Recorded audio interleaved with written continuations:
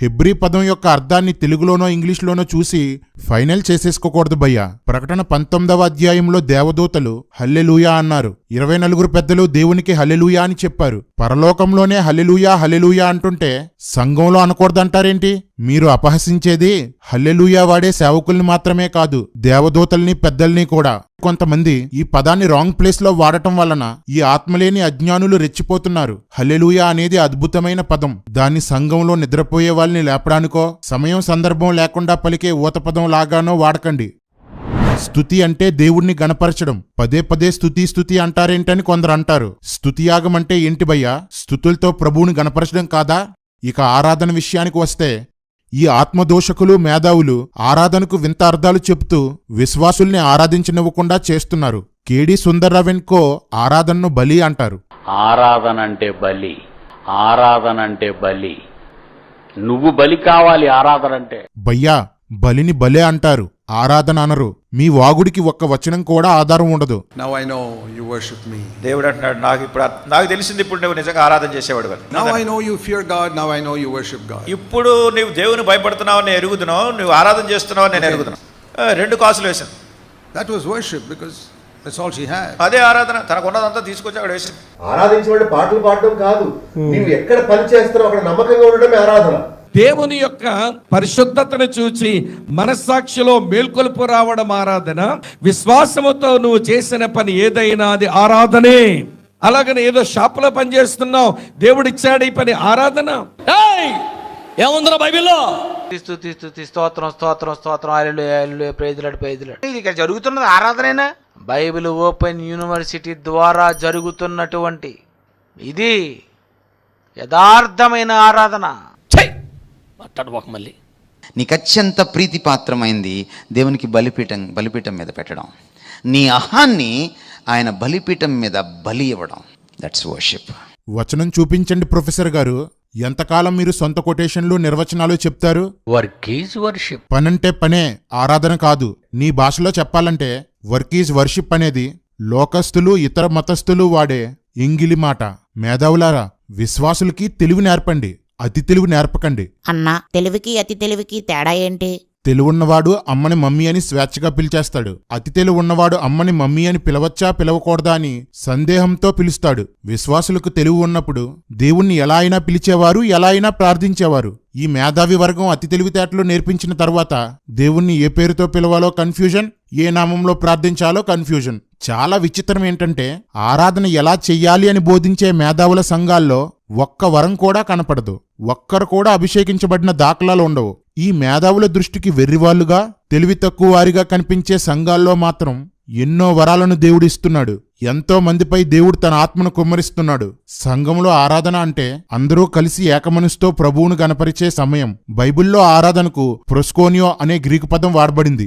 ఆ మాటకు మ్రొక్కుట, వంగి మ్రొక్కుట, దైవ భయాన్ని చూపుట అనే అర్థాలు వస్తాయి. ఈ పదాన్ని ఇంగ్లీష్లో వర్షిప్ అని, తెలుగులో మ్రొక్కుట అని తర్జుమా చేశారు. దేవుణ్ణి భయభక్తులతో మ్రొక్కటమే ఆరాధన. బైబిల్ అంతట్లో ప్రొస్కోనియో అనే మాట 236 సార్లు వాడబడింది. ప్రతిసారి మ్రొక్కుటానో సేవించుటానో తర్జుమా చేశారు. కానీ ఈ మేధావులందరూ ఒక్కసారి కూడా ఆరాధన అంటే మ్రొక్కడం అని చెప్పరు. ఇక్కడే తెలుస్తుంది ఆత్మకి దూరంగా సంఘాన్ని ఈడ్చుకుపోవడమే వీరి ఉద్దేశమని.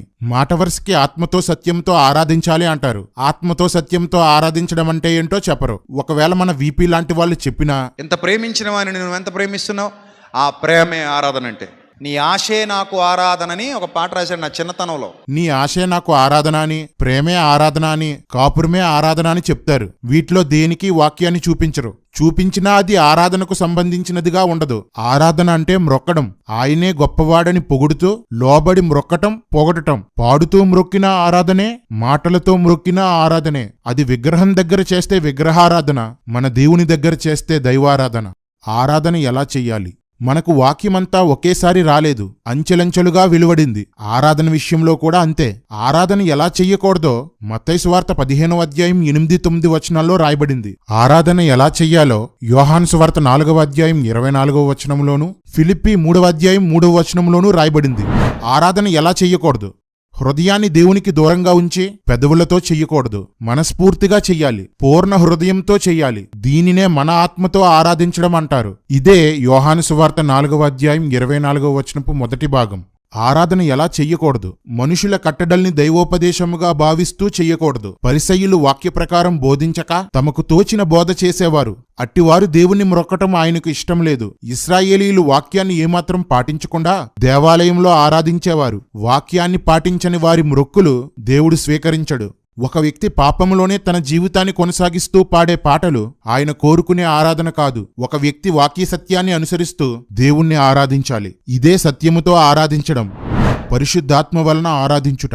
95% మంది ఈ వచనాన్ని అసలు పట్టించుకోరు. ఆత్మలేని ప్రకృతి సంబంధులకైతే ఇది అర్థమే కాదు. ఎంతటి మేధావులైనా ఆత్మను పొందుకోని వారైతే ఆత్మతో ఆరాధించడం కోసం ఎలా చెప్పగలరు, ఏం చెప్పగలరు? దేవుణ్ణి గణపరిచేటప్పుడు, మ్రొక్కేటప్పుడు పరిశుద్ధాత్ముడు ఎలా ప్రేరేపిస్తే అలా చెయ్యడమే పరిశుద్ధాత్మ వలన ఆరాధించడం. భక్తులు రాసిన పుస్తకాల్ని చదివేసి ఇదే ఆరాధన అనే శాఖలున్నాయి.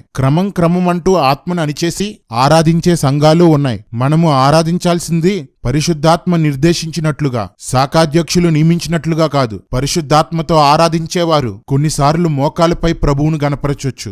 ఆత్మ ప్రేరేపిస్తే నిలిచి ఆరాధించొచ్చు. కొన్నిసార్లు కన్నీళ్లతో మ్రొక్కొచ్చు. కొన్నిసార్లు సంతోషంతో గెంతులు వేస్తూ ఆరాధించొచ్చు. కొన్నిసార్లు పాపాలు ఒప్పుకుంటూ ప్రభువును ఆశ్రయిస్తూ ఆరాధించొచ్చు. కొన్నిసార్లు భాషలతో స్తుతిస్తూ ఆరాధించొచ్చు. కొన్నిసార్లు మౌనంగా, నిశ్శబ్దంగా ఆరాధించొచ్చు.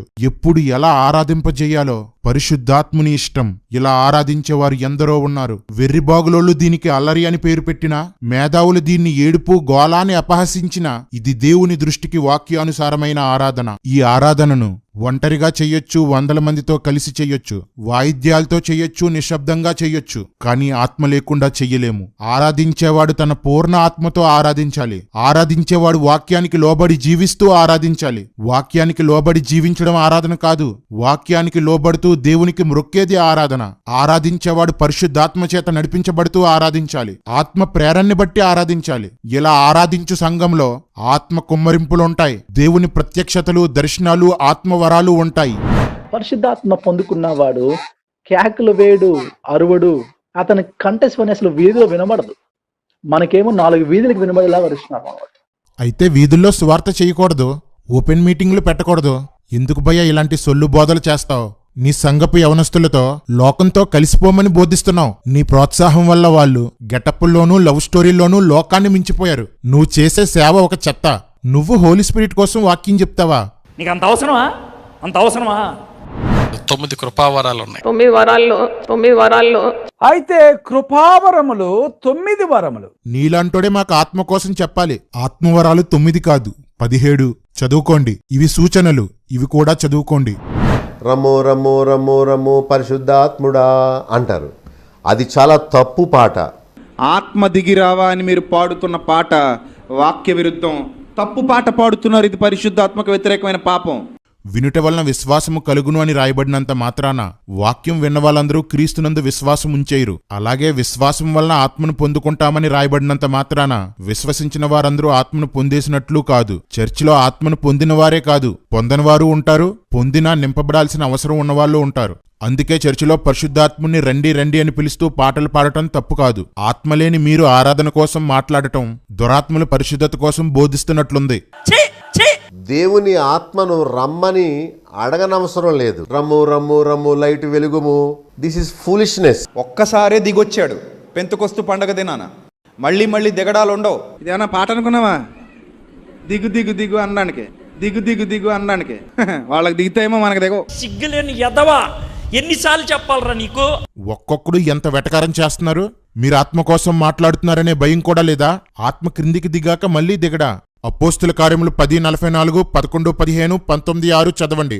మీదకి దిగడం, మీదకి రావడం కనిపిస్తుందా? ఎవరు ఎప్పుడు ఆత్మను పొందుకున్నా పరిశుద్ధాత్మ వారి మీదకి దిగడమే అవుతుంది. వీళ్ళు మేధావులు మాకు నేర్పిస్తారట. ఛే! అక్కడ ఉన్నటువంటి సమాజం చేత చెడ్డ పేరు తెచ్చుకునే విధంగా వాళ్ళు ఏం చేయలేరు. కానీ ఈరోజు చాలామంది అన్యులు కూడా క్రైస్తవుల్ని హేళన చేసే విధంగా, మా జాతరలో కూడా ఇలాగే పూనకాలు వస్తాయి, ఇక్కడ పూనకాలు వస్తున్నాయి. పరిశుద్ధాత్మ కార్యములు కావు. పరిశుద్ధాత్ముడు ఎప్పుడు కూడా అలాంటి కార్యాలు ఎవరితో జరిగించలేదు. బైబుల్లో ఎక్కడ ఈ స్టేట్మెంట్ ఉంది?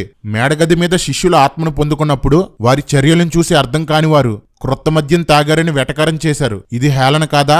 నాటి నుండి నేటి వరకు ఆత్మను పొందేవారు ఉన్నారు, ఆత్మ నింపుదలను అర్థం చేసుకునే వాళ్ళు ఉన్నారు, అర్థం కాక వెటకారం చేసే నీలాంటి వాళ్ళు కూడా ఉన్నారు. పరిశుద్ధాత్ముడు అని పలకాలి. పరిశుద్ధాత్మ అని పలకకూడదు. పరిశుద్ధాత్మ అని పలకకూడదు. పరిశుద్ధాత్మ అనే పదం వాడకూడదు. పరిశుద్ధాత్మ అనే పదం వాడకూడదు. పరిశుద్ధాత్మ వచ్చింది, పరిశుద్ధాత్మ వస్తది, పరిశుద్ధాత్మ పనిచేసింది. దూరింది, వాలింది, పడింది మీద, ఇవన్నీ తప్పుడు మాటలు. ఇది క్రైస్తవులకు అజ్ఞానంతో మాట్లాడే మాటలు.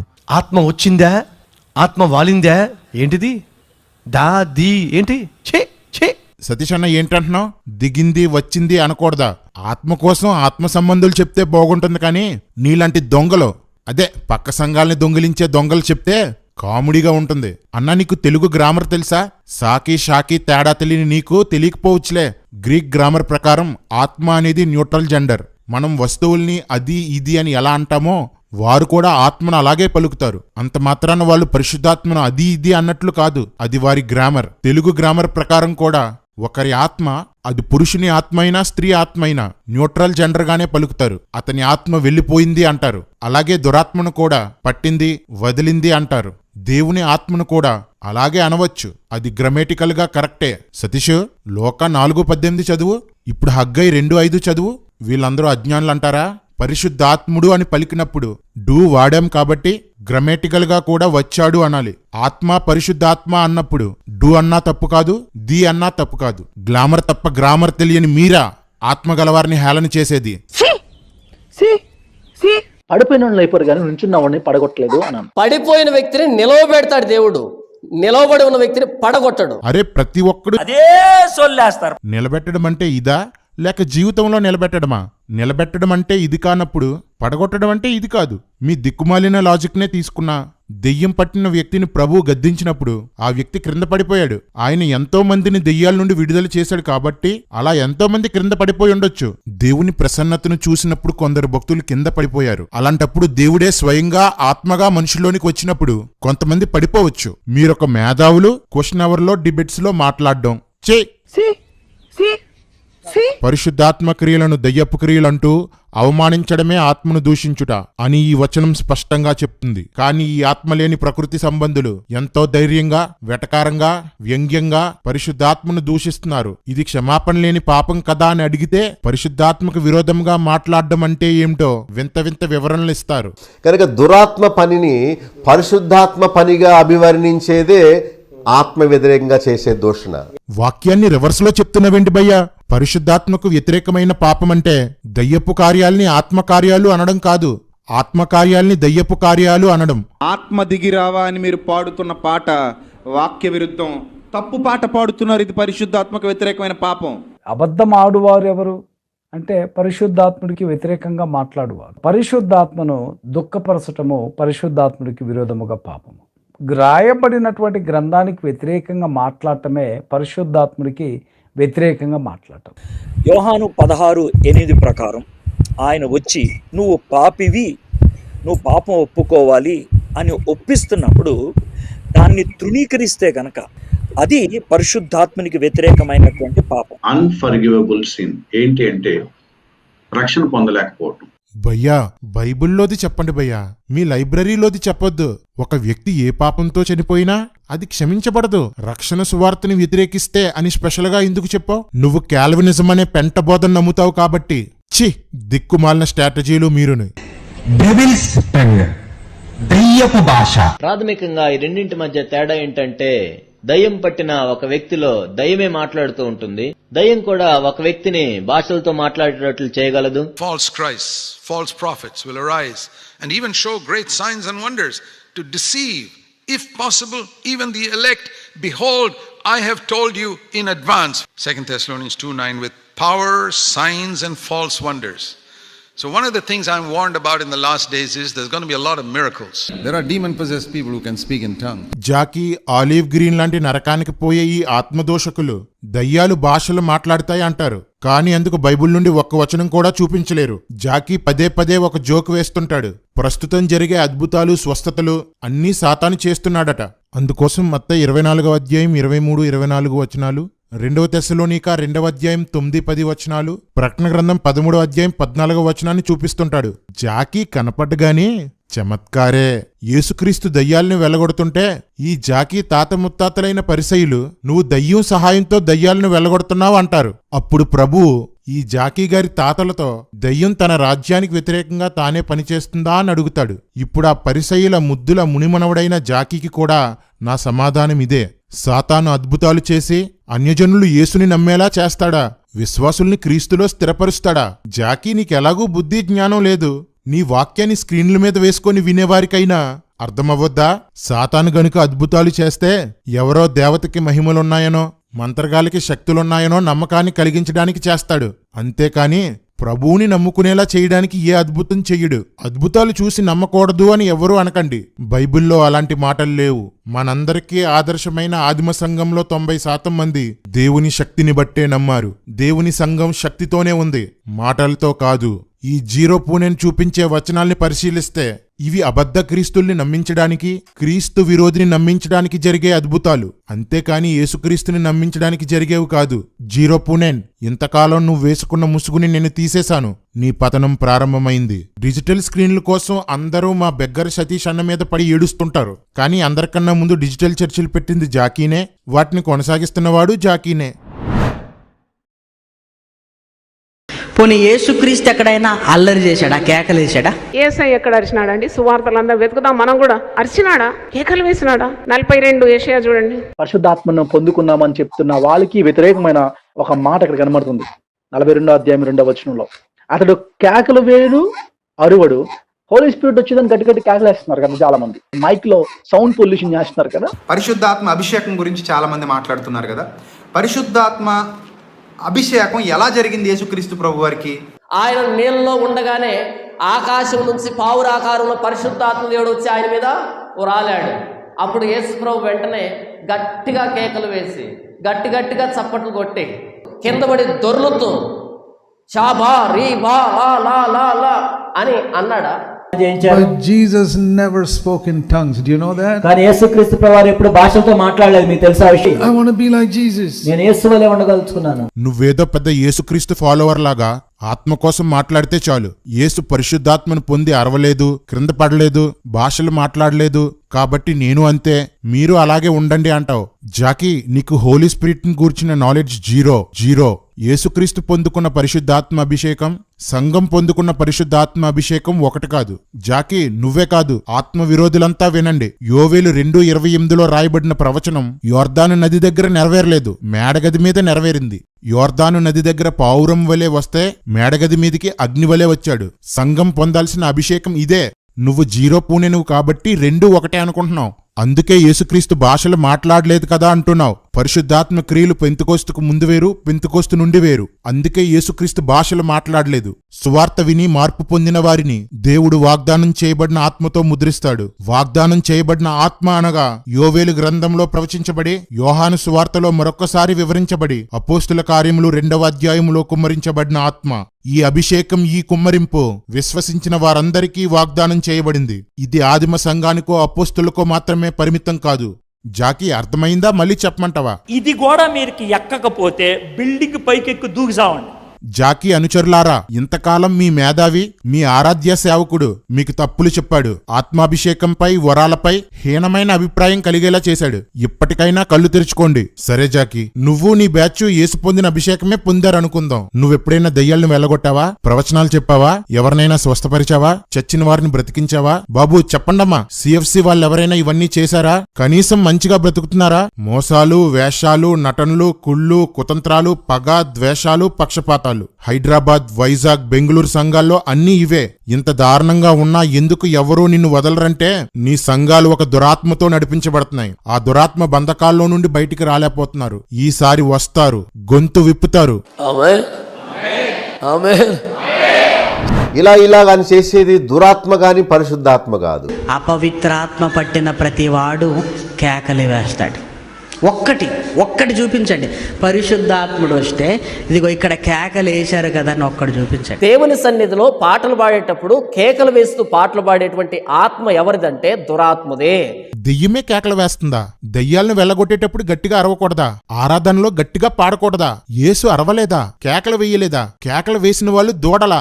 ఎంత వెటకారం భయ్యా మీకు! ఎలిజబెత్ పరిశుద్ధాత్మతో నిండి బిగ్గరగా మాట్లాడింది. మీరక్కడ ఉంటే ఇది దెయ్యమే అనేవారు. నరక పౌరులంతా చూడండి, ఈ వచనాలు చూడండి. యేసు బిగ్గరగా మాట్లాడాడు, కేక వేశాడు. యోహాను కేక వేశాడు. అపోస్తులు గట్టిగా అరిచారు. స్వస్థపరిచేటప్పుడు బిగ్గరగా చెప్పారు, బిగ్గరగా మొరపెట్టారు, బిగ్గరగా పాడారు. ఆత్మలో ఆనందించేటప్పుడు బిగ్గరగా ఉత్సాహధ్వని చేశారు, బిగ్గరగా ఆనందగానం చేశారు. ప్రభువును హోసన్నా అంటూ కేకలు వేశారు. స్వస్థత కావాలనుకున్న వారు కేకలు వేశారు. యుద్ధాలకు వెళ్లేటప్పుడు కేకలు వేశారు. ఎరికో గోడలు కూల్చేటప్పుడు కేకలు వేశారు. బైబుల్లో లేని కొటేషన్లు, బైబుల్ చెప్పని మాటలు చెప్తూ ఆత్మలో పరవశించే వారిని, ఆత్మతో ఆరాధించే వారిని, ఆత్మకార్యాలు చేసేవారిని అపహసించే మీకు ఇదివరకే తీర్పు తీర్చబడిపోయింది. పోతావు నువ్వు. దేవుడు సమాధానమునకే కర్త కాని అల్లరికి కర్త కాదు. అల్లరికి కర్త కాడు. అల్లరికి కర్త కాడు. దేవుడు అల్లరికి కర్త కాడు. దేవుడు అల్లరికి కర్త కాడు. అల్లరికి కర్త కాడు. పరిశుద్ధాత్మ దేవుడు ఆయన అల్లరికి కర్త కాడు. దేవుని ఆత్మ అల్లరికి కర్త కాదు. పరిశుద్ధాత్ముడు అల్లరికి కర్త కాడు. ఆయన అల్లరికి కర్త కాడు. చాలా మంది ఆత్మదోషకులు, ఆత్మ కోసం అవగాహన లేని వాళ్ళు, ఆత్మానుభవం లేని వాళ్ళు ఈ వచనం వాడి పరిశుద్ధాత్మ అనుభవం గలవారిని, పెంతుకోస్తు వాళ్ళని అపహాస్యం చేస్తుంటారు, ఖండిస్తుంటారు. బాబు, మేధావులు, రచయితలు, స్కాలర్లు, ప్రొఫెసర్లు బుర్రపెట్టి వినండి. 1 కొరింథీ 14వ అధ్యాయంలో వరాలు ఎలా వాడాలో చెప్తున్నాడు. 14:26 నుండి ప్రవచన వరం కోసం మాట్లాడుతున్నాడు. ప్రవచనం అనగా దేవుని చేత ప్రేరేపించబడిన ఒక వ్యక్తి ఎదుటి వ్యక్తిని లేదా గుంపుని ఉద్దేశించి కొన్ని విషయాలు పలుకుతాడు. ఆ సంఘంలో 3 ప్రవచన వరం ఉంటే ఒకరి తర్వాత ఒకరిని ప్రవచించమంటున్నాడు. ఒకరు చెప్పేటప్పుడు మరొకరు ఆగి వేచి ఉండి వారు ముగించాక వీళ్ళు మాట్లాడాలి. అలా కాకుండా 3 ఒకేసారి మాట్లాడుతుంటే ఎవరి కోసం దేవుడు ఏం మాట్లాడుతున్నాడో అర్థం అవ్వక గజిబిజి ఏర్పడుతుంది. ఏ ప్రవచనం ఎవరి కోసం వచ్చిందో తెలియక కన్ఫ్యూజ్ అవుతారు. దేవుడు సమాధానానికే కర్త కాని కన్ఫ్యూజన్కి కర్త కాదు. ఇక్కడ అల్లరి అని అర్థమిచ్చే మాటే లేదు. God is not author of confusion but of peace. నాన్న వీపీ ఓ, మనోడికి ఇంగ్లీష్ రాదు కదా, నేనేంటి మర్చిపోయి ఇంగ్లీష్లో వీపీ అని పిలుస్తున్నాను. నాన్న వేపా, ఈ హెడ్డింగ్ ఏంటి నాన్న? పరిశుద్ధాత్ముడు అల్లరికి కర్త కాడు. బైబిల్లో ఎక్కడుంది చెప్పు? 2 సార్లు ఉంది. ఏంటి 2 చోట్లుందా చెప్పు? యాకోబు పత్రిక 3వ అధ్యాయం 15-16 వచనాల్లో ఉంది. నాన్న వేప, అది జ్ఞానం కోసం రాయబడింది, ఆత్మ కోసం కాదు. బుర్ర పెట్టి చదువు. నేను నేర్పిస్తాను, నేను పరిశోధన చేశాను, పరిశీలన చేశాను. ఈ సోదాపే. 2వది చెప్పమ్మా. 1 కొరింథీయులు 14వ అధ్యాయం 33వ వచనంలో ఉంది. ఇంకేం చేయాలరా? ఇంకేం చేయాలరా బాబు? రే, వేపన్ స్టోర్ రూమ్ లో పడేయండి. యూజ్లెస్ వస్తువులు ఎక్కువైపోతున్నాయిరా. ప్రతి ఒక్కరూ అల్లరి అరుపులని మాట్లాడుతున్నారే. మీ సేవకుడు ప్రసంగం చేస్తుంటే ఈలలో అరుపులు, ప్రతి సెలబ్రేషన్ కి డాన్స్లు, రన్ ఫర్ జీసస్ కి రోడ్డు మీద వెర్రిగెంతులు, పిచ్చి వేషాలు, యూత్ మీటింగ్స్ లో గేమ్స్, డైలాగులు, జోకులు. ఇవేవి అల్లర్లా కనిపించలేదా మీకు? ఇవేవి అన్యులు హేళన చేసేలా కనిపించలేదా? ఎవరూ వీటి కోసం ఎందుకు మాట్లాడరు? పరిశుద్ధాత్మను పొందుకున్న ఒక వ్యక్తి గట్టిగా చప్పట్లు కొడితే మాత్రం మీకు అల్లర్లా కనిపించేస్తుంది. పోయే కాలం వచ్చినప్పుడు, అదే పాతాళానికి పోయే కాలం వచ్చినప్పుడు ఇలాగే ఉంటుంది. ఆత్మ మీలో ఉంటే మీరు మీ ఆధీనంలో ఉంటారు. ప్రవక్తల ఆత్మలు వారి ఆధీనంలో ఉంటాయి. ప్రవచన వరం గలవారి కోసం ప్రవచనాలు చెప్పేటప్పుడు ఆగి చెప్పాలి అని రాయబడిన వచనాన్ని తీసుకెళ్లి ఆత్మను పొందిన వాళ్ళకి, నింపబడే వాళ్ళకి కలిపేసి భావాన్ని చెరుపుతున్న నువ్వు దుర్బోధకుడివి. మార్చుకో. ఇంతకుముందు ఆత్మ విషయంలో ఎన్నో తప్పులు చెప్పేవాడివి, మార్చుకున్నావు కదా, ఇది కూడా మార్చుకో. ఒకటేమిటంటే సెల్ఫ్ కంట్రోల్. మీ కంట్రోల్లో మీరు లేరనుకోండి, మీకు ఆత్మ రాలేదు, ఇంకేదో ఆత్మ పట్టింది. Because the fruit of the Spirit is self-control. ఎందుకంటే ఆత్మ యొక్క ఫలం ఏంటంటే ఆశా నిగ్రహము. So when a person says, "Oh, I couldn't control myself, I just went on and on and on and on and on and on, I couldn't stop," that must have been a demon. పరిశుద్ధాత్మ దేవుని చేత నింపబడినప్పుడు ఆ వ్యక్తి తన కంట్రోల్లో ఉంటాడు. ఎందుకంటే దేవుడు మనకు ఇంద్రియ నిగ్రహము కలిగిన ఆత్మనే ఇచ్చాడు. కంట్రోల్ లేకుండా ఇష్టం వచ్చినట్టుగా డాన్స్ చేయడం, కంట్రోల్ లేకుండా బిహేవ్ చేయడం, ఇది సహజంగా దేవుని యొక్క ఆత్మ చేత నింపబడిన వ్యక్తిలో కనిపించే లక్షణాలు కాదు. క్రమశిక్షణకు కర్త, డిసిప్లిన్కి కర్త. ఇంద్రియ నిగ్రహం కలిగిన ఆత్మ అంటే ఆత్మను పొందినవాడు క్రమశిక్షణగా ఉండటమా, ఆత్మను పొందినవాడు కంట్రోల్గా ఉండటమా? ఆత్మ వలన వచ్చే స్వాతంత్రం అంటే డిసిప్లైన్ గా ఉండటమా? తనకేం జరుగుతుందో తెలియకుండా జరిగితే అది దెయ్యమని వాగుతున్నారే. పౌలు దర్శనం చూసినప్పుడు శరీరంతో వెళ్ళాడో శరీరం లేకుండా వెళ్ళాడో తనకి తెలియలేదు. యోహాను ఆత్మవశుడై ప్రభువుని చూసినప్పుడు చచ్చిన వాని వలె పడిపోయాడు. ఫిలిప్పు ఆత్మతో కొనిపోబడ్డాడు. ఇంకా ఇలాంటివి ఎన్నో ఉన్నాయి. దేవుని పేరుతో డబ్బు సంపాదించుకునే నీలాంటి సిగ్గులేని వ్యాపారస్తుడికి ఇంతకన్నా జ్ఞానమేముంటుందిలే. ఆ ఎర్రిపిచ్చోడు కూడా ఇలానే వాగాడు. ఇంద్రియ నిగ్రహం అంటే ఇంద్రియాలకు వచ్చిన ఆశల్ని నిగ్రహించుకోవడం. దేవుని ఆత్మ శరీర క్రియల్ని కంట్రోల్ చేస్తాడు. దీన్నే ఆశా నిగ్రహం అని అంటారు. జాకీ, మీకు వయసు వచ్చింది గాని వివేచన రాలేదు. అనుచరుల్ని సంపాదించుకున్నారు కానీ ఆత్మజ్ఞానాన్ని సంపాదించుకోలేకపోయారు. నీ అంత పనికి మాలోడు అవలేడు.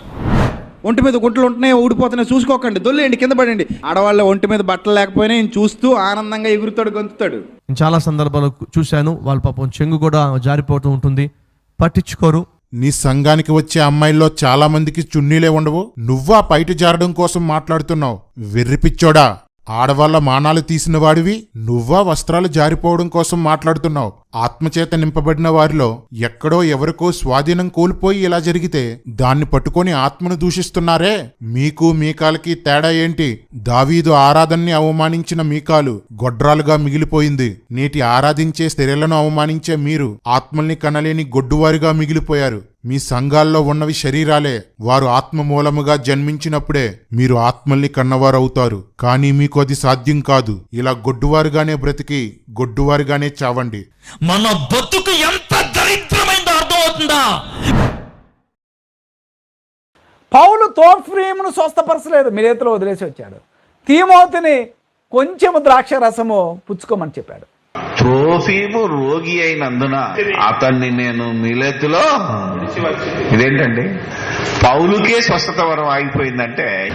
వాక్యం పరిపూర్ణం అనగా బైబిల్ రాయబడిన తర్వాత వరాలన్నింటినీ నిలుపు చేసేసాడండి. బైబిల్ పూర్తవడంతో వరాలాగిపోతాయని బోధించే వాళ్ళు వీళ్లే. బైబిల్ పూర్తవకముందే వరాలాగిపోయాయనేది వీళ్లే. ఆత్మ విరోధులారా, ఎక్కడైనా బ్రెయిన్ అద్దెకి తెచ్చుకొనైనా నేను చెప్పేది బుర్ర పెట్టి వినండి. పౌలు త్రోఫీముని క్రీస్తు శకం 63లో విడిచిపెట్టాడు. అప్పటికి క్రొత్త నిబంధనలో ఉన్న 27 పుస్తకాల్లో ఇవి మాత్రమే రాయబడ్డాయి. ఒక్క సువార్త కూడా అప్పటికి రాయబడలేదు. అపోస్తుల కార్యములు, తిమోతికి రాసిన పత్రికలు, హెబ్రీ, పేతురు పత్రికలు, యోహాను పత్రికలు, ప్రకటన గ్రంథం ఇవేవీ రాయబడలేదు. క్రొత్త నిబంధన పూర్తయ్యే వరకు వరాలుంటాయంటూ క్రొత్త నిబంధనలో 25% కూడా రాయబడక ముందే స్వస్థతా వరం ఆగిపోయింది అంటున్నారు.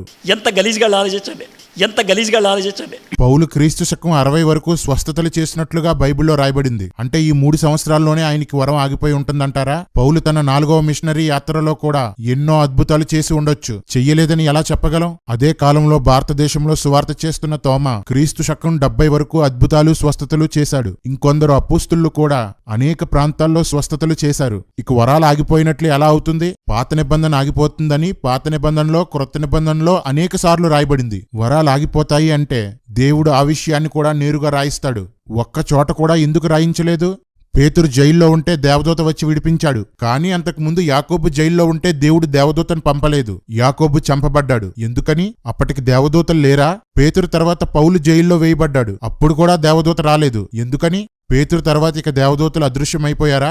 ఎలీషా మరణకరమైన రోగంతో చనిపోవడం ఏంటి? దేవుడు అప్పటితో స్వస్థతలు చేయడం మానేశాడా? దేవుని వరాలు, దేవుని శక్తి దేవుని చిత్త ప్రకారం వినియోగించబడతాయి. మనుషులు తమ ఇష్టానుసారంగా వాటిని వాడలేరు. దేవుడు స్వస్థపరచాలి అనుకుంటే చేస్తాడు. కొందరిలో ఆ రోగం ఉండడమే వారి వ్యక్తిగత పరిశుద్ధతకు మేలు అనుకుంటే స్వస్థపరచడు. అందుకే ప్రభువు పౌలుని స్వస్థపరచలేదు. అలాగే తిమోతిని, అలాగే త్రోఫీమును కూడా. అందరూ గుర్తుపెట్టుకోండి, దేవుని శక్తి ధర్మశాస్త్రానికో మొదటి శతాబ్దానికో పరిమితం కాదు. ఆయన అన్యజనులను రక్షించడానికి, తన ప్రజలకు క్షేమాన్నివ్వడానికి తన శక్తిని పలు విధాలుగా వినియోగిస్తూనే ఉంటాడు. కొన్ని లక్షల కుటుంబాల్లో దేవుని కార్యాలు జరుగుతున్నాయి. కొన్ని వేల మంది సేవకుల ద్వారా అద్భుతాలు, స్వస్థతలు జరుగుతున్నాయి. స్వస్థత వరం ఉంటే హాస్పిటల్స్ ఎందుకు? చనిపోయిన వారిని లేపేలా ఉంటే మార్చిరీ రూములు ఎందుకని అడిగే బుర్రలేని వాళ్ళు కూడా ఉన్నారు. బెతెస్దా కోనేరు దగ్గర కొన్ని 100 మంది రోగులు ఉంటే ఒకరినే ప్రభు ఎందుకు స్వస్థపరిచాడు? ఆయనకి చేతకాక? ప్రభు సజీవుడని శక్తిమంతుడని ప్రతి తరములోనూ ప్రతి ప్రాంతంలోనూ రుజువవ్వడానికి, వాక్యంపై విశ్వాసం కలిగించడానికి దేవుడు తన శక్తిని చూపుతాడు. ప్రజలకు రోగాలు రాకూడదని, ఎవరో చావకూడదని దేవుని ఉద్దేశం కాదు. శరీర సంబంధమైన కార్యాలు చేయటం ద్వారా ఆకర్షించి ఆత్మ సంబంధమైన వాటివైపు ప్రజలను మళ్లించాలన్నది ప్రభు ఉద్దేశం. ఆయన ఆదిమ సంఘం నుండి నేటి వరకు అదే చేస్తున్నాడు. ఏ మహత్కార్యాలు అవసరం లేకుండా కేవలం వాక్యం వినే ప్రభు దగ్గరికి వచ్చేవారు ఉంటారు. ఏ విధంగానైనా అనేకులు రక్షించబడాలన్నదే ప్రభు ఆశ. ఇక్కడొచ్చిన పెద్ద సమస్య ఏంటంటే దేవుని శక్తిని చూపే చాలా మంది పరిశుద్ధత కోసం, క్రీస్తు మార్గం కోసం చెప్పడం లేదు. ఈ విషయంలో ప్రవీణ్ గారిని నిజంగా మెచ్చుకోవాలి. ఆయన పరిశుద్ధాత్మ సూచనలను, దృష్టాంతాలను కనపరచడంతో పాటు పాపాన్ని కూడా సూటిగా ఖండిస్తారు. వీరి సేవలో లోపాలు లేవని కాదు, కానీ వీళ్ళందరికంటే ఈయన చాలా బెస్ట్. పూర్ణమైనది ఒకటే, అదే క్రొత్త నిబంధన గ్రంథము. క్రొత్త నిబంధన గ్రంథము దేవుడు సంపూర్ణంగా వ్రాయించాడు. పూర్ణమైంది వచ్చినప్పుడు పూర్ణము కాని దానితో నీకు సంబంధం ఏంటి?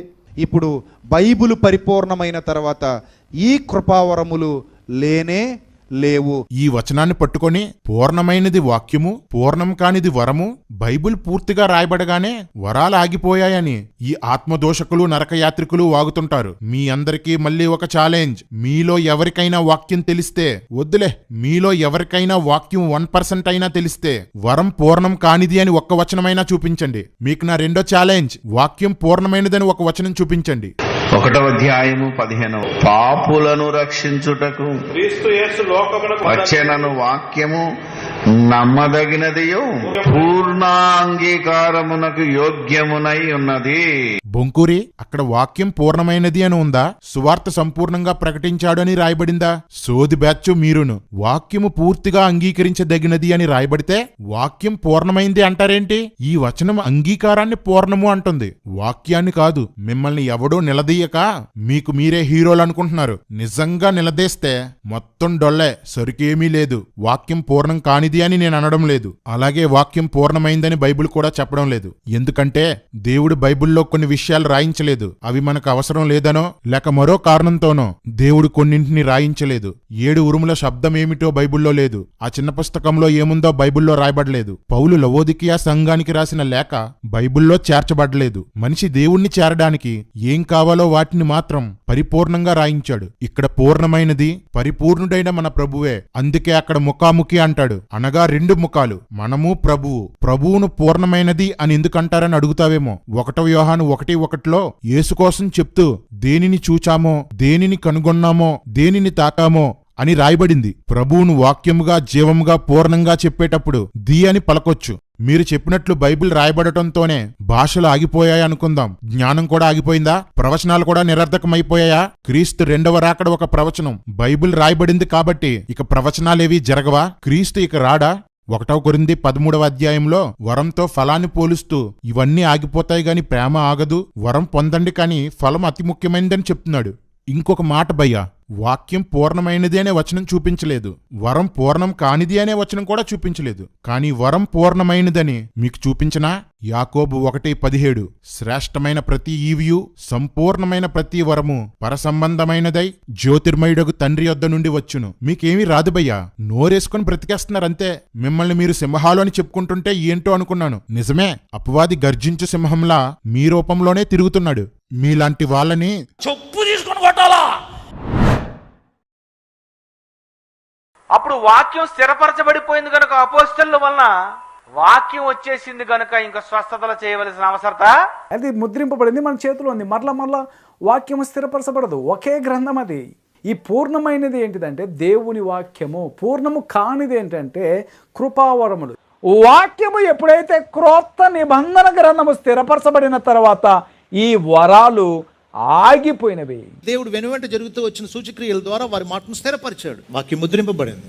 ఇంకా ఇప్పుడు మనం వాటి మీద ఆధారపడం. వాక్యం ఎప్పుడైతే స్థిరపరచబడుతుందో సూచక క్రియలతో పని ఉండదు. వాక్యం స్థిరపడటంతో వరాలాగిపోయాయి, బైబిల్ రాయబడటంతో ఇక వరాలతో పని లేదు అనే వాళ్ళందరికీ నా ఛాలెంజ్. వాక్యం స్థిరపడ్డం అంటే బైబిల్ రాయబడ్డమా? భయ్యా, మార్కు 16:20 వాక్యం స్థిరపరచుచుండెను అని రాయబడింది. అప్పుడు ఎవరు ఎక్కడ వాక్యాన్ని రాశారు? క్రీస్తు పునరుద్ధాండైన 18 సంవత్సరాల వరకు, అంటే క్రీస్తు శకం 50 వరకు ఒక్క పత్రిక గాని సువార్త గాని రాయబడలేదు.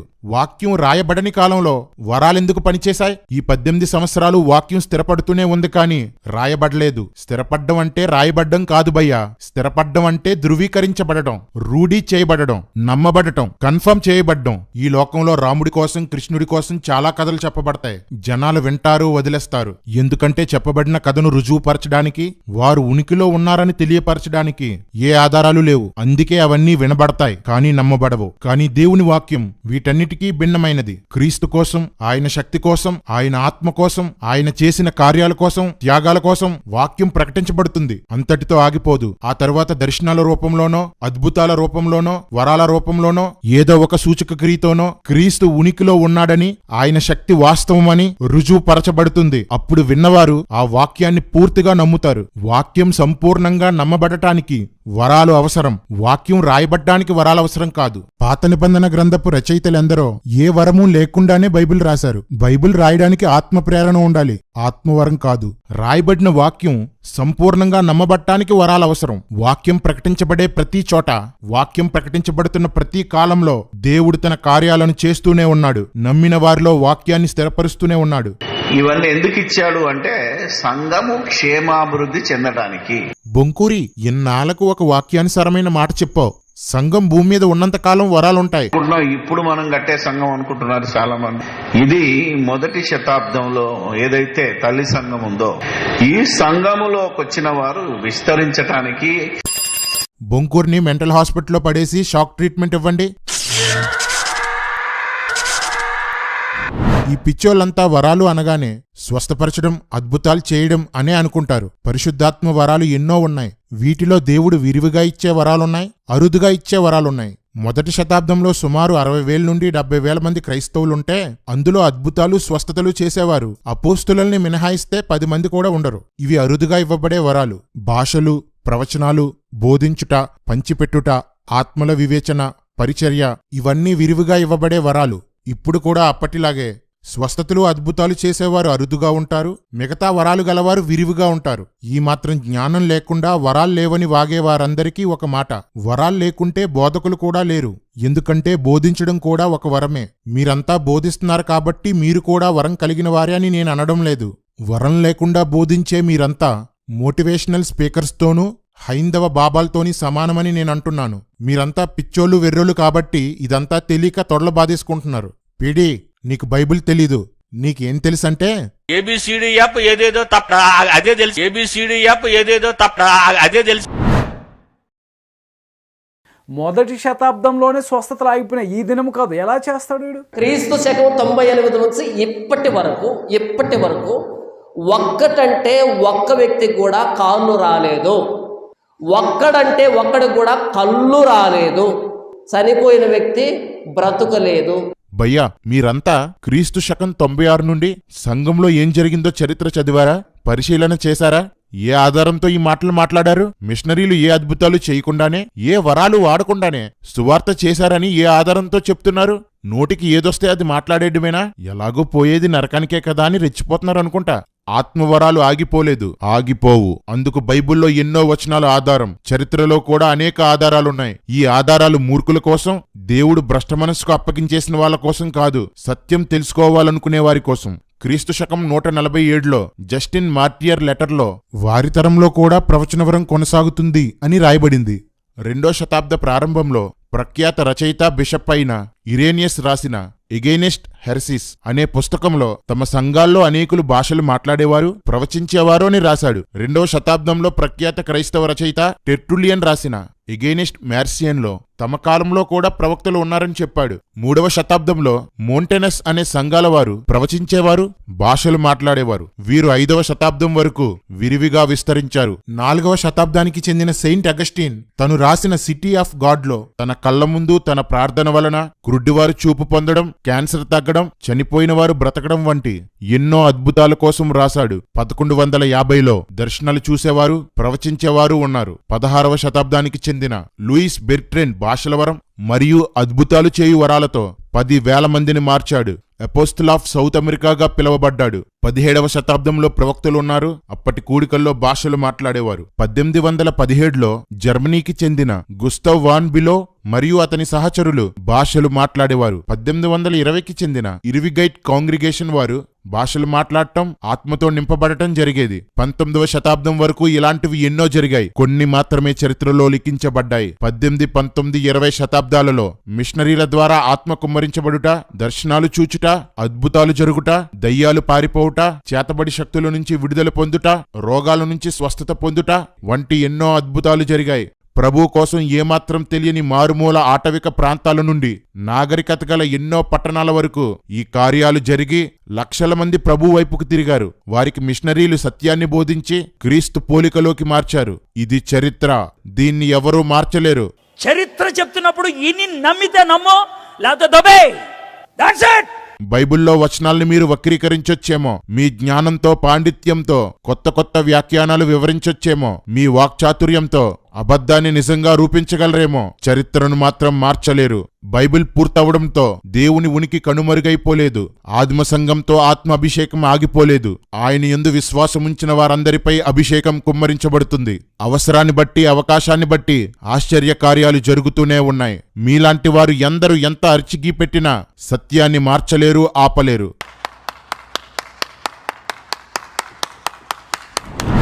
వరాల్లోకెల్లా ఎక్కువగా అపహసించబడే మరియు సంఘాల్లో దేవుడు అత్యధికంగా అనుగ్రహించే వరాలు 3: దర్శనవరం, ప్రవచించుట, భాషలు మాట్లాడుట. మొదటిగా దర్శనవరం ఎలా అపహసించబడుతుందో, అసలు దర్శనం అంటే ఏంటో ఇప్పుడు చూద్దాం.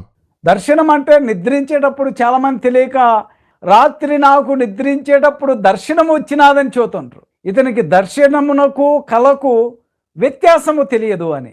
ఏదో నీకు సంబంధించినటువంటి దర్శనం అంటే కళలో కనిపించింది కాదు. దర్శనం అంటే ఒక గురి. దర్శనం అంటే నేను డాక్టర్ అవుతాను, అది వాని దర్శనం. ఈయనకి ఎర్రిపెట్టి వచ్చింది, కళ ఏమో వచ్చింది, అది మాకు చెప్తా ఉన్నాడని. అమ్మగారికి మంచి దర్శనం వచ్చింది, అయితే అది పరమాణమై ఉంటుంది అని చెప్పినట్టు. ఈమెకి చాలా రోజుల నుండి పరమాణం తినాలని కోరిక ఉంటుంది, అది కళ్ళకి వచ్చింది అంతే. చాలా మంది కళ్ళు వస్తాయి స్వామి, చాలా మందికి సింహం వచ్చింది అంటారు. ఈమెం లేడీనా, అది వేటాడేకి రకరకాల. దేవుని ఎరగని వారికి దేవుడు ఎలా మాట్లాడతాడు? స్వప్నాల ద్వారానే మాట్లాడతాడు. ఇప్పుడు నువ్వెందుకు కోరుకుంటావు? దేవా నాతో కూడా స్వప్నంలో మాట్లాడినైనా, కళలో మాట్లాడినైనా అంటే ఏమంటాడు? అంటే you are minimising preciousness of the word of God. ఈ దినాల్లో మనకి ఎలాగ ప్రత్యక్షమవుతాడు? కళల ద్వారానే మనం అనుకోవచ్చు. భవిష్యత్ చదువు రాని వాళ్ళకి ప్రభు అలాగ సహాయం చేస్తాడేమో. వాక్యం మన చేతిలో ఉండగా, చదవచ్చు ఉండగా, సేవకులు ఉండగా, పరిశుద్ధులు, సంఘం ఉండగా దేవుడు అలాగ ప్రత్యక్షం కాడు. ఏం దర్శనం ఇచ్చాడమ్మా అంటే, మా ఫ్రెండ్కి ఈ మధ్యలోనే పెళ్ళయిందన్నా అమ్మాయికి మగపిల్లవాడు పుడతాడని నాకు దర్శనం వచ్చింది. అమ్మాయికి మగపిల్లవాడు పుడితేమి, అమ్మాయి పుడితే నీకెందుకు? నిన్ను గురించి నీకు దర్శనంలే, ఎవరినో గురించి నీకు దర్శనం వస్తుందంట. ఇది వాక్యానుసారం అందామా? కానీ ఈ కళల ద్వారా, దర్శనాల ద్వారా దయతో మోసపోవద్దండి. ముఖ్యంగా మీ గోదావరి జిల్లా ప్రాంతాల్లో ఇవి చాలా విపరీతంగా ఆకర్షిస్తూ ఉన్నాయి. గుండె మెత్తగున్నాడు మాత్రం మీకు చెప్పకూడదు కానీ అండి, ఉండలేకపో మీరు పోయినట్లు కళ వచ్చింది. This all satanic. దర్శనమే. బైబిల్లో లోక సంబంధం ఏది రాదు. లోకస్తులు విజన్ అనే మాటను కంటి చూపుకి, లక్ష్యానికి వాడతారు. వారి అర్థాలు వారుకుంటాయి. కానీ బైబిల్ ప్రకారం దర్శనమంటే మనుషులు కళ్ళు మూసుకొని ప్రార్థిస్తున్నప్పుడు, లేక నిద్రపోతున్నప్పుడు దేవుడు వారికి ప్రత్యక్షమగుట, లేక దేవుడు ఏదో ఒక విషయాన్ని తెలియజేయుట, లేక ఏదో ఒక సందర్భాన్ని చూపుట. ఒక వ్యక్తి మెలకువగా ప్రార్థనలో ఉన్నా, నిద్రలో ఉన్నా అతనితో దేవుడు మాట్లాడితే దాన్ని దర్శనం అంటారు. ఈ వచనాలు పరిశీలించండి. ఇవన్నీ దర్శనాలే. దేవుడు ఒక వ్యక్తితో తన ప్రణాళిక కోసం కావచ్చు, వ్యక్తిగత లోపాల కోసం కావచ్చు, వ్యక్తిగతంగా రాబోతున్న శ్రమలు, సమస్యలు, దీవెనలు గూర్చి ముందుగా తెలపడానికి దర్శనాలు చూపించొచ్చు. తన తోటి వారిని గూర్చి దేవుడు తెలియచేయడానికి దర్శనాలు చూపించొచ్చు. తను వెళ్లాల్సిన, వెళ్లకూడని స్థలాల కోసం కావచ్చు, వ్యక్తిగతంగా తీసుకోవలసిన నిర్ణయాల కోసం కావచ్చు, ప్రార్థనలోనైనా కావచ్చు, నిద్రలోనైనా కావచ్చు. దేవుడు ఒక వ్యక్తిని ఆయన చిత్త ప్రకారం నడపడానికి ఆ వ్యక్తి ప్రార్థనలో ఉన్నప్పుడో, నిద్రపోతున్నప్పుడో దర్శనాల ద్వారా కమ్యూనికేట్ అవుతాడు. దేవుడు మనుషులతో మాట్లాడే ఎన్నో విధానాల్లో ఇది కూడా ఒకటి. క్రొత్త నిబంధన సంఘానికి ఇది వాగ్దానం చేయబడిన వరం. యోవేలు గ్రంథంలో పరిశుద్ధాత్మ కుమ్మరింపు కోసం ప్రవచిస్తూ, ఆత్మ కుమ్మరించబడిన వారు ప్రవచిస్తారని, దర్శనాలు చూస్తారని రాయబడింది. ఆత్మ కుమ్మరించబడినంత కాలం ఇవన్నీ కొనసాగుతూనే ఉంటాయి. తరచూ దర్శనాలు చూడడం పరిశుద్ధాత్మను పొందుకున్నామనడానికి రుజువుల్లో ఒకటి. ఆత్మ పొందుకుంటే దర్శనాలు వస్తాయని బైబిల్ చెప్తుంటే చదువు లేని వారికే దర్శనాలు వస్తాయని ఈ మేధావులు చెప్తున్నారు. బైబిల్ రాయబడిన తర్వాత దర్శనాలు ఎందుకని బిబు లాంటి బుర్రలేని బాబులు, కేడి అక్రమ సంతానం వాగుతుంటారు. బైబిల్ని పరిశుద్ధాత్మ ప్రేరణతో రాశారు. అది కొందరి ద్వారా మాత్రమే జరిగింది. కానీ దర్శనాలు ఆత్మ అభిషేకం ద్వారా వస్తాయి. అవి చాలా మందిలో జరుగుతాయి. కుమారులు కుమార్తెలు దర్శనాలు చూస్తారని రాయబడింది. అంటే ఆత్మ సంఘంలో స్త్రీలు దర్శనాలు చూశారు. అవేవి బైబిల్లో ఎందుకు రాయబడలేదు? ఎందుకంటే దర్శనాలకి బైబిల్ రాయబడ్డానికి సంబంధం లేదు కాబట్టి.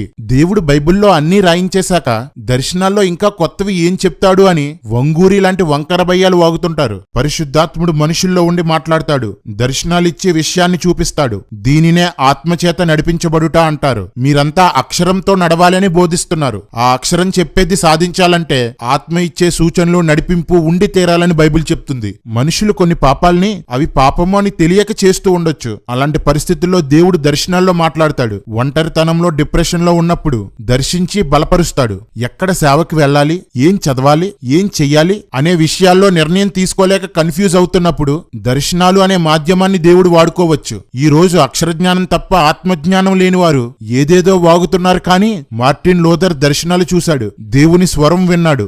జాన్ వెస్లీ దర్శనాల కోసం పాజిటివ్ గా మాట్లాడాడు. ఎందరో మిషనరీలు దర్శనాల్లోనే దేవుని చిత్తాన్ని తెలుసుకున్నారు. కోట్ల మంది విశ్వాసులు దర్శనాల ద్వారా తమ పాపాలను ఒప్పుకున్నారు. ఎన్నో ప్రమాదాల నుంచి తప్పించుకున్నారు. వెళ్లి ఆత్మపూర్ణుల్ని అడగండి. వారి జీవితాల్లో దర్శనాలు ఎలాంటి ప్రభావం చూపాయో మీకు అర్థమవుతుంది. దర్శనం సువార్థికుడిగా మారాలి. దర్శనం లాభాలు వచ్చాయి, ఇల్లు కట్టుకున్నాం, ఇలాంటి చిలకమ్మ ముచ్చట్లు ఏమి రావు. అది దర్శనమే కాదు. పౌలు చూశాడా మాసిదోనియాలకు సంబంధించినటువంటి వాళ్ళు? పేదరికి కలిగినటువంటి దర్శనం దేనికి సంబంధించినటువంటిది? దేవుని యొక్క సార్వత్రిక ప్రణాళికకు సంబంధించినటువంటివి, సంఘానికి సంబంధించినటువంటి. పౌలు, పేతురు సేవకులు కాబట్టి వాళ్లకు సేవ కోసం దర్శనాలు వచ్చాయి. విశ్వాసులకి వ్యక్తిగత జీవితానికి సంబంధించిన వస్తాయి. 2 కొరింథీయులు 12వ అధ్యాయంలో పరదేశకు సంబంధించిన దర్శనం కోసం పౌలు చెప్పాడు. ఆ దర్శనంలో సేవ కోసం ఏమీ లేదే, విశ్వ ప్రణాళిక కోసం ఏమీ చెప్పలేదే. అది ఆ దర్శనం చూసిన వారి వ్యక్తిగతానికి సంబంధించినది. రెండవదిగా, ప్రవచనం అంటే ఏమిటి? దేవుడు సంఘం కోసం ఏర్పాటు చేసిన బోధకులు, ఉపదేశకులు, కాపరులు మాత్రమే ఉన్నంతకాలం ప్రవచనం అంటే జరగబోయేది ముందే చెప్పడమని అందరికీ తెలుసు. ఎప్పుడైతే బైబిల్ చెప్పని మేధావులు, స్కాలర్లు, అపాలజిస్టులు, బైబిల్ జ్ఞానులు వచ్చారో అప్పటి నుండి ప్రవచనం అంటే ఏంటో కన్ఫ్యూజన్ ఏర్పడింది. అసలు ప్రవచనం అంటే ఏమిటి? ప్రవచనాన్ని హెబ్రీ భాషలో నెబువా అంటారు, గ్రీకులో ప్రొఫెటియా అని అంటారు. ఈ మాటలకు ముందుగా చెప్పడం, జరగబోయేదాన్ని ముందుగా ఊహించడం అనే అర్థాలు వస్తాయి. బైబిల్ అంతా పరిశీలిస్తే ఇదే విషయం కొన్ని వందల సార్లు రుజువవుతుంది. బైబిల్ ప్రకారం ప్రవచనం అనగా ఒక వ్యక్తి దేవుని ఆత్మ ద్వారా ప్రేరేపించబడి తనకు తెలియని నిజాన్ని పలకడం. అది జరిగిపోయింది కావచ్చు, జరగబోయేది కావచ్చు. ప్రవక్త ఒక ప్రసంగం చేస్తూ మధ్యలో ప్రవచించొచ్చు, లేదా నేరుగా ప్రవచనమెత్తి చెప్పొచ్చు, లేదా ఒక పాట మధ్యలో ప్రవచనం చెప్పొచ్చు. అంత మాత్రాన ఆ ప్రసంగం అంతా ప్రవచనం కాదు, ఆ పాటంతా ప్రవచనం కాదు. అందుకే ప్రవక్తల గ్రంథాల్లో రాయబడిన ప్రతి లైను ప్రవచనం కాదు, కీర్తనల గ్రంథంలో రాయబడిన ప్రతి పాట ప్రవచనం కాదు. అందులో భవిష్యత్తును గూర్చి చెప్పబడినవి మాత్రమే ప్రవచనాలు. ఈ సృష్టి గురించి, దేవుని ప్రణాళిక గురించి, దేవుని సంకల్పం గురించి ఆల్రెడీ బైబిల్లో ప్రవచించబడిపోయింది. కాబట్టి దేవుడు ప్రస్తుత సంఘాలలో ప్రవక్తల ద్వారా వ్యక్తిగతమైన జీవితం గురించి, పరిచర్య గురించి 3 రకాల విషయాలు మాట్లాడతాడు. ప్రవచనాల ద్వారా దేవుడు క్షేమాభివృద్ధి కలిగిస్తాడు. క్షేమాభివృద్ధి అనగా సంఘం విస్తరించడం లేదా నిర్మించబడటం, అనగా క్రొత్తవారు సంఘానికి రావడం లేదా కొందరు పరిచర్యకి ప్రత్యేకించబడడం గురించి మాట్లాడతాడు. దేవుడు వారిని పేరు పెట్టి పిలిచి లేదా వారి వ్యక్తిగత విషయాల్ని ఎత్తి మాట్లాడి లేక ఆయన సంకల్పాన్ని తెలియజేసి అన్యులను ఆయన వైపు తిప్పుకుంటాడు. ఏర్పాట్లో ఉన్నవారిని సేవకు నడిపిస్తాడు. ప్రవచనాల ద్వారా దేవుడు హెచ్చరిక కలిగిస్తాడు. సంఘంలో కొందరు రహస్య పాపాలు చేసేవారుంటారు, లేదా ఎవరైనా చెప్పినా తమ పాపాల్ని విడవని వారుంటారు. అలాంటప్పుడు దేవుడు ప్రవచించు వారి ద్వారా వారి రహస్య పాపములను గూర్చి, అవిధేయతను గూర్చి హెచ్చరిస్తాడు. ప్రవచనాల ద్వారా దేవుడు ఆదరణ కలిగిస్తాడు. వ్యక్తిగతంగా అనేక బాధలు కలిగిన వారు సంఘంలో ఉంటారు. వారిని బలపరుస్తూ, ఓదారుస్తూ, వారికి ఆయన చేయబోయే కార్యాలను తెలియజేసి ఆదరిస్తాడు. ఈ 3 కార్యాలు జరుగుతుండగా అనేకులు ప్రభువైపు తిరుగుతారు. రక్షించబడిన వారు ఆదరించబడుతూ, పరిశుద్ధపరచబడుతూ, దైవభయం కలిగి జీవిస్తారు. అలా అయితే వాక్యం ఎందుకు అని ఈ అజ్ఞానులు అడుగుతారు. వాక్యం పరిశుద్ధాత్మ ద్వారా రాసిన మాటలు, ప్రవచనం పరిశుద్ధాత్మ ద్వారా పలికిన మాటలు. అన్నీ దేవుడి నుండి వచ్చినవే. పరిశుద్ధాత్మ పరిశుద్ధాత్మ ద్వారా బైబిల్లో రాసిన మాటలు అవి మనుషులందరి కొరకు, వాటికి మరేవీ చేర్చబడవు. కాని పరిశుద్ధాత్మ ద్వారా పలకబడిన మాటలు వ్యక్తిగతమైనవి. పాత నిబంధన కాలం నుండి దేవుడు తన ప్రవక్తల ద్వారా క్షేమాభివృద్ధి, ఆదరణ, హెచ్చరిక తన ప్రజలకు కలిగిస్తూనే ఉన్నాడు. క్రొత్త నిబంధనలో వాటిని విస్తారం చేశాడంతే. ఇక అబద్ధ ప్రవక్తల కోసం అంటారా? దొంగలు ప్రతి చోట ఉన్నారు, ప్రతి విభాగంలోనూ ఉన్నారు. కాబట్టి వివేచించి నమ్మండి. ఇర్మియా కాలంలో కూడా చాలా మంది దొంగ ప్రవక్తలు ఉన్నారు. అంత మాత్రాన ఇర్మియా కూడా దొంగ ప్రవక్త అయిపోడు. దేవుని ప్రవక్తలు నేటికి వేల మంది ఉన్నారు. వారు జరిగినవి చెప్తున్నారు, జరగబోయేవి చెప్తున్నారు. ఎవరు నిజమైన ప్రవక్తో తెలుసుకోవలసిన బాధ్యత మనదే. మన అజ్ఞానంతో అబద్ధ ప్రవక్తలు నిజ ప్రవక్తలు అనుకొని మోసపోయి అసలు ప్రవచనాలే లేవనకూడదు. అలా ఎవరైనా అనుకుంటే వారి పేరే వీపీ. బైబిల్లో ప్రవచనాలన్నీ ఇలానే ఉంటే అసలు ప్రవచనము అంటే బైబిల్లో ఉన్న అర్థం ఏమిటంటే దేవుని వాక్కు యథాతథంగా ఏదైతే చెప్తామో దాన్ని ప్రవచనం అన్నాం. దేవుని వాక్యం అందించుటే ప్రవచనం. అసలు ప్రవచనం అంటే ఏంటంటే దేవుని యొక్క వాక్యాన్ని మన ప్రస్తుతమైనటువంటి నేను వెళ్ళేటువంటి దైనందిన జీవితంలో నా పరిస్థితులలో దేవుని యొక్క వాక్యానుగుణంగా నేను ఏ విధంగా నడవగలను అని చెప్పడమే ప్రవచనం. ప్రవచనం అంటే గాస్పెల్ చెప్పటం, వాక్యం బోధించటం. ప్రవచించుట అంటే అర్థం ఏంటంటే సువార్తను బోధించడం. దేవుని వాక్యాన్ని ప్రకటించడమే ప్రవచనం అని చెప్పినాను.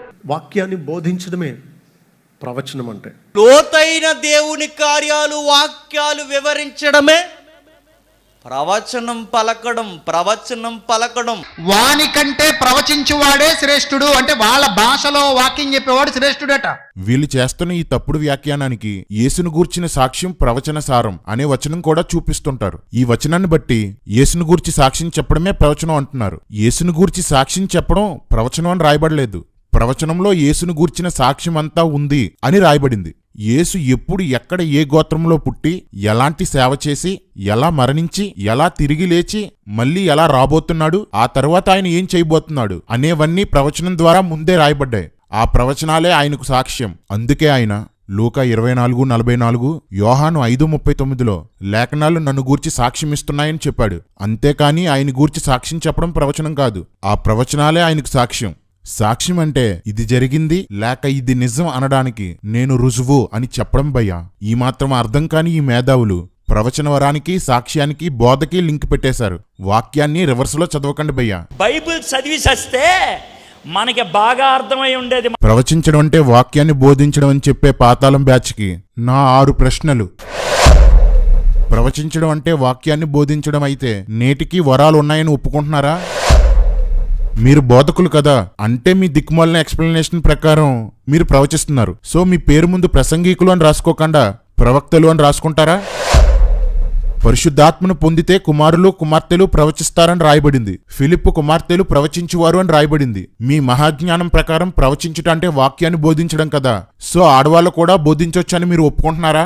బిబు చెప్పు, బోధించవచ్చా బోధించకూడదా? బిబు, కళ్ళు లేకుండా పుట్టడం తప్పు కాదు, కానీ వాక్యాన్ని ఎరగని గుడ్డివాడిగా ఉండి ఇంక ఎందరినో గుడ్డివాళ్ళని చేస్తున్నావే అది తప్పు. మారు, నీకెలాగూ నరకం తప్పదు. కనీసం నీ వల్ల ఇంకొందరు నరకానికి వెళ్లకుండా తప్పించుకుంటారు. సంఘంలో ఉన్న వాళ్ళందరూ ప్రవచించాలని పౌలు కోరుకుంటున్నాడు. అంటే అందరూ బోధకులు అయిపోమంటున్నాడా? యాకోబెందుకు మీలో ఎక్కువ మంది బోధకులు అవ్వద్దన్నాడు? అంటే పౌలుకు వ్యతిరేకంగా యాకోబు బోధిస్తున్నాడా?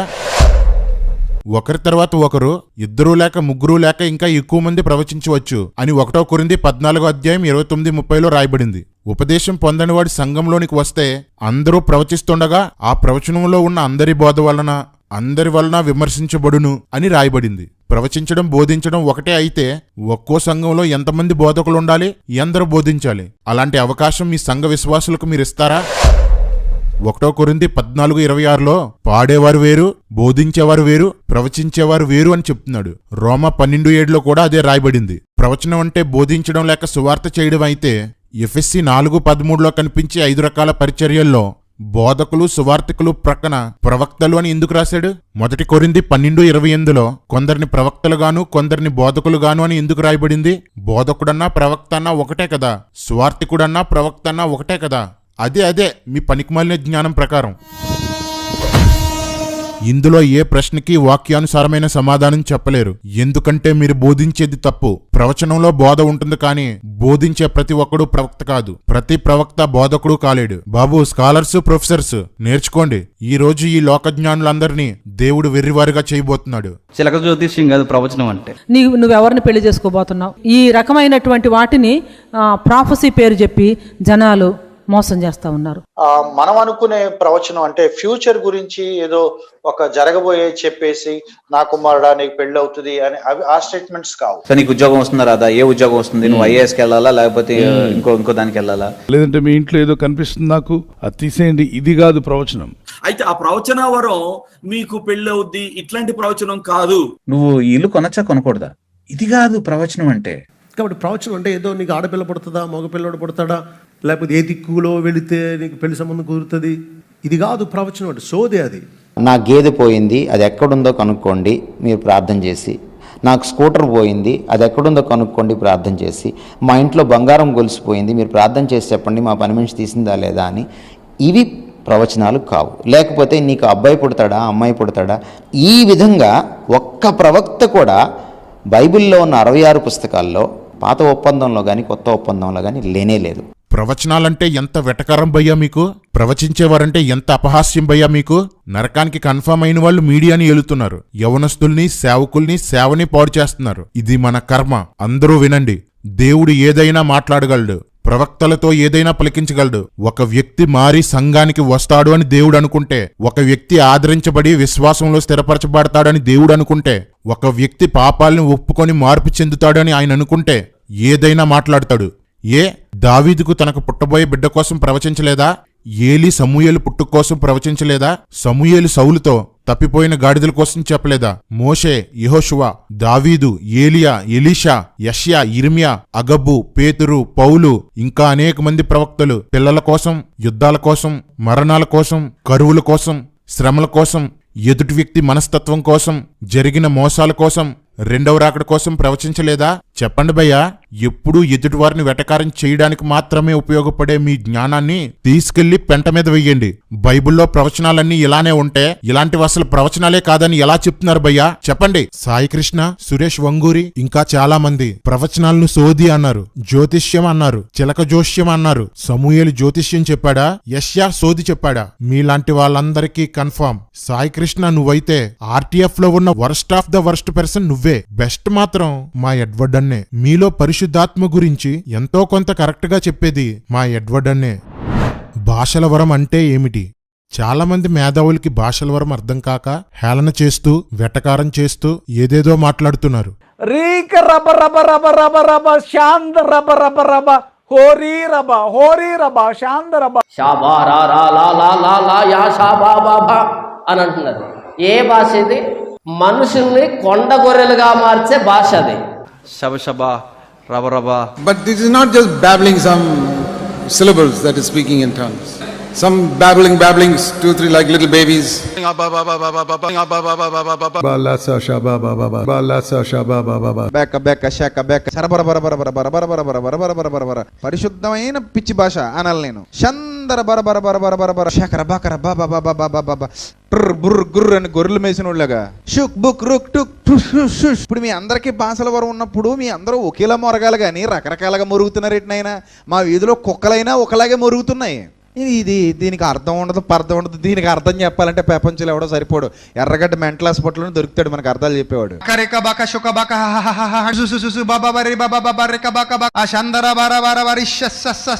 బాగుంటాలి ఈ మధ్య ఎక్కువ మాట్లాడుతున్నారు.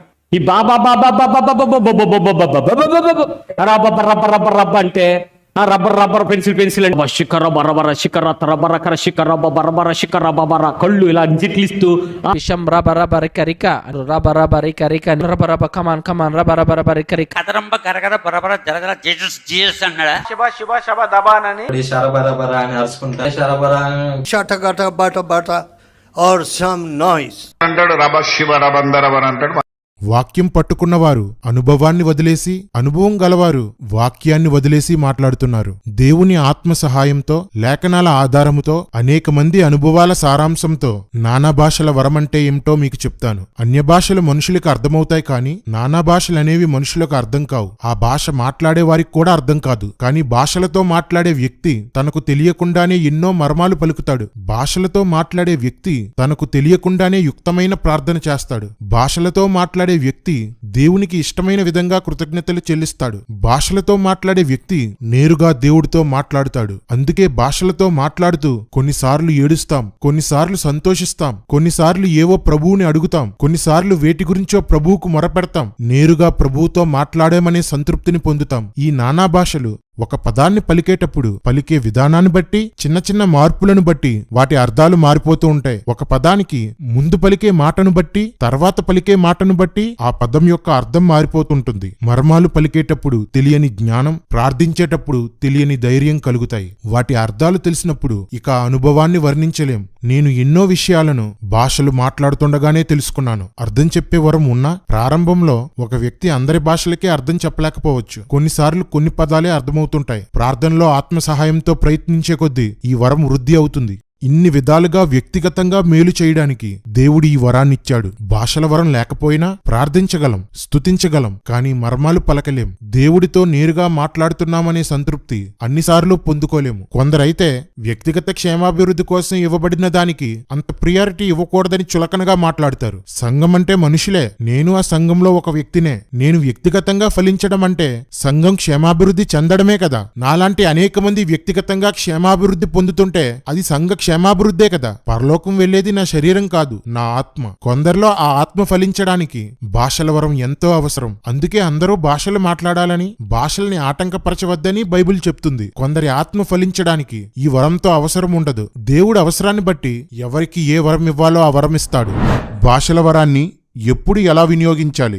ఆదిమ సంఘం నానా భాషలు వినియోగించడంలో కొన్ని పొరపాట్లు చేస్తే పౌలు వాటిని సరిచేశాడు. నానా భాషలను అర్థం చెప్పే వరం గలవాడు లేనప్పుడు సంఘానికి బోధించడం కోసం వాడకూడదు. అవి వారికి అర్థం కావు కాబట్టి ఏ ఉపయోగం ఉండదు. ఒక విదేశీయుడు వచ్చి తన భాషలో గొప్ప మర్మాలు చెప్పినా మనకెలా అర్థమవ్వదో అలాగే ఇది కూడా అని చెప్తూ యెషయా 28:11-12 వచనాల్ని ఉదాహరణగా చూపించాడు. నానా భాషలను ఒకడు పరిశుద్ధాత్మ వల్లనే పలికినప్పటికీ అర్థం చెప్పేవాడు లేనప్పుడు అది పరభాష, అన్య భాషే అవుతుంది. అర్థం చెప్పే వరం ఉన్నప్పుడు ఒకరు మాట్లాడితే దానికి ఇంకొకరు అర్థం చెప్పాలి. అలా వంతుల చొప్పున మాట్లాడాలి. అర్థం చెప్పే వరం గలవాడు లేనప్పుడు సంఘానికి బోధించడం కోసం వాడకూడదు. భాషతో మాట్లాడువాడు తనతోనూ దేవునితోనూ మాట్లాడుకోవచ్చు.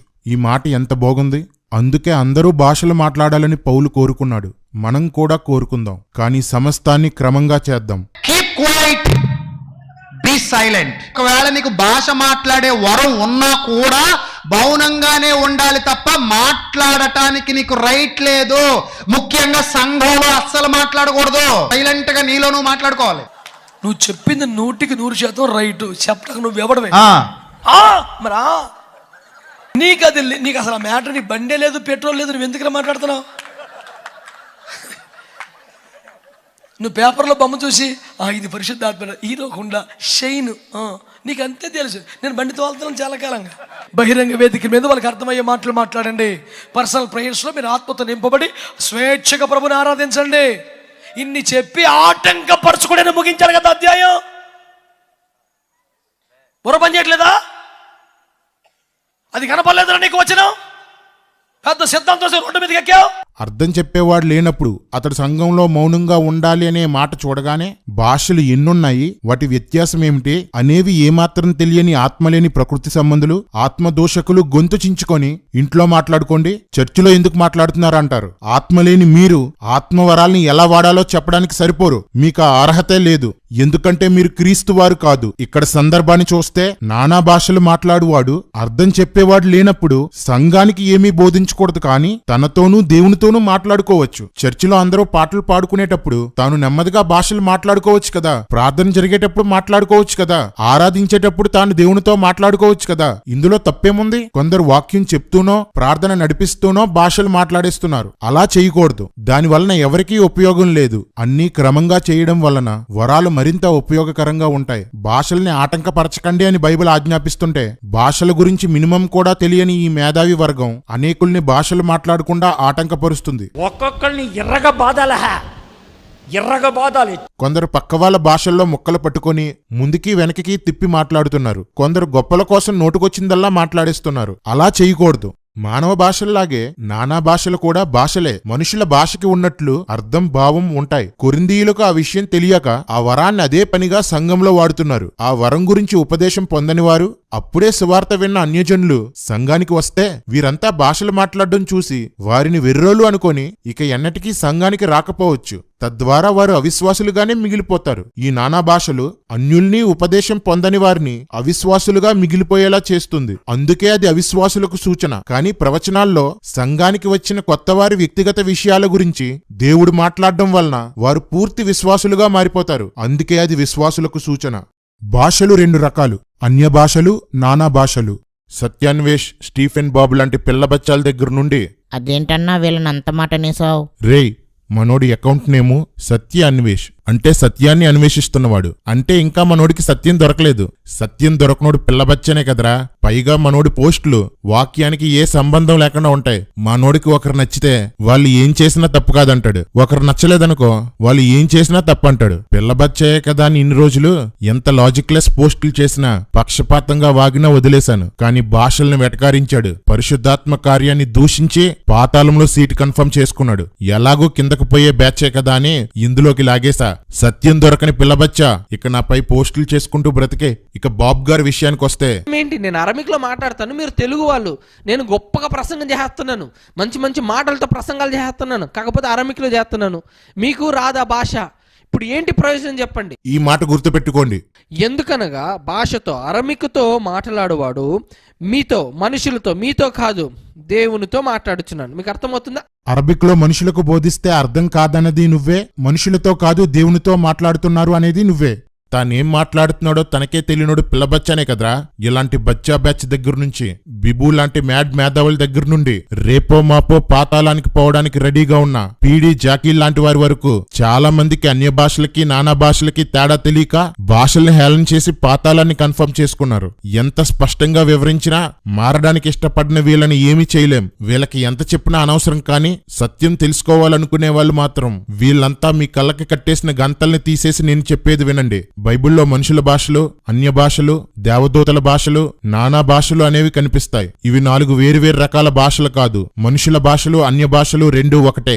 మనది కాని మనకు తెలియని మరో మనుషుల భాషని అన్య భాష అంటాం. తెలుగు, హిందీ, హీబ్రూ ఇవన్నీ మనుషుల భాషలు. మేడగది మీద శిష్యులు మాట్లాడినవి, కొర్నేలి ఇంటివారు మాట్లాడినవి ఈ భాషలే. అందుకే అవి వినేవారికి నేరుగా అర్థమయ్యాయి. అన్య భాషలకి గ్రీకులో హెటరైస్ గ్లోసెస్ అనే పదాన్ని వాడారు, అనగా కామన్ లాంగ్వేజెస్. 1 కొరింథీ 12:10 రాయబడిన నానా భాషలు పూర్తిగా ప్రత్యేకమైనవి. ఇక్కడ జీనే గ్లూసెన్ అనే గ్రీక్ పదాన్ని వాడారు, అనగా అప్పటికి భూమి మీద ఏ మనుషులు మాట్లాడిన భాషలు. వీటినే పౌలు 1 కొరింథీ 13:1 దేవదూతల భాషలు అన్నాడు. మానవ భాషలాగే ఇవి కూడా చాలా ఉంటాయి, చాలా రకాలుగా ఉంటాయి. అన్య భాషలు, నానా భాషలు రెండూ వేరువేరు. అందుకు 10 కారణాలున్నాయి. 2 వేరువేరు కాబట్టే 2 వేరువేరు పదాలు వాడారు. అన్య భాషలు మాట్లాడడం ఒక సూచనగా మేడగది మీద జరిగింది. కానీ నానా భాషలు ఆత్మవరాల్లో ఒకటి, అది సూచన కాదు. అన్య భాషలు మాట్లాడుతున్నప్పుడు ఆ భాష గలవారికి నేరుగా అర్థమవుతుంది. కానీ నానా భాషలు అర్థమవ్వాలంటే వాటికి అర్థం చెప్పే మరో వరం ఉండాల్సిందే. అన్య భాషలు మాట్లాడేవారు మనుషులతో దేవుని కార్యాలు వివరిస్తారు.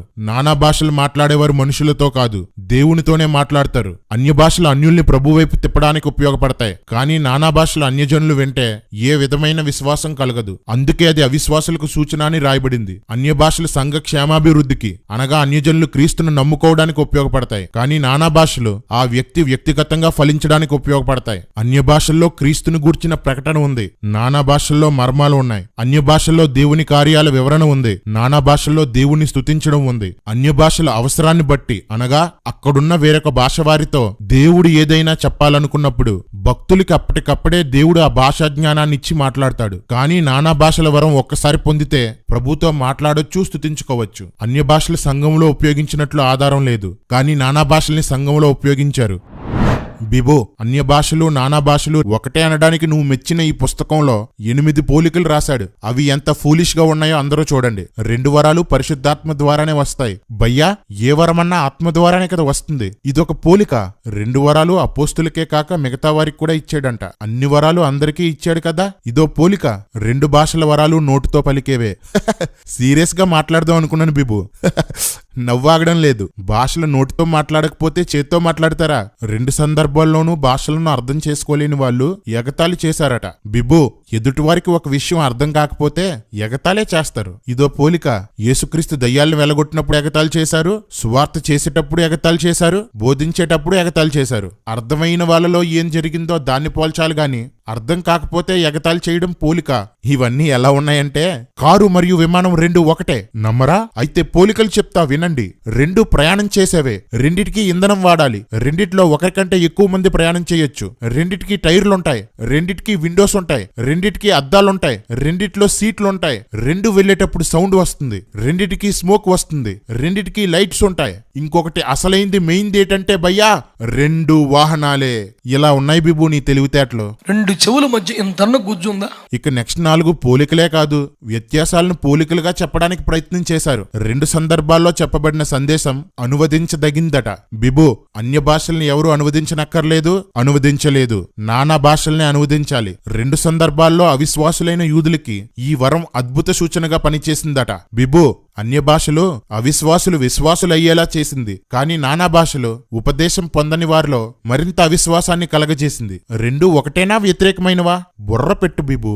భాషలకి ప్రవచనానికి దగ్గర సంబంధం ఉందని ఈ మ్యాడ్ రాశాడు, ఈ డబుల్ మ్యాడ్ ప్రమోట్ చేశాడు. అన్య భాషలకి ప్రవచనానికి సంబంధం లేదు, నానా భాషలకి ప్రవచనాలకు కూడా ఏ సంబంధం లేదు. 2 భాషలు సంఘానికి క్షేమాభివృద్ధి కలగజేస్తాయంట. అవునా బిబు?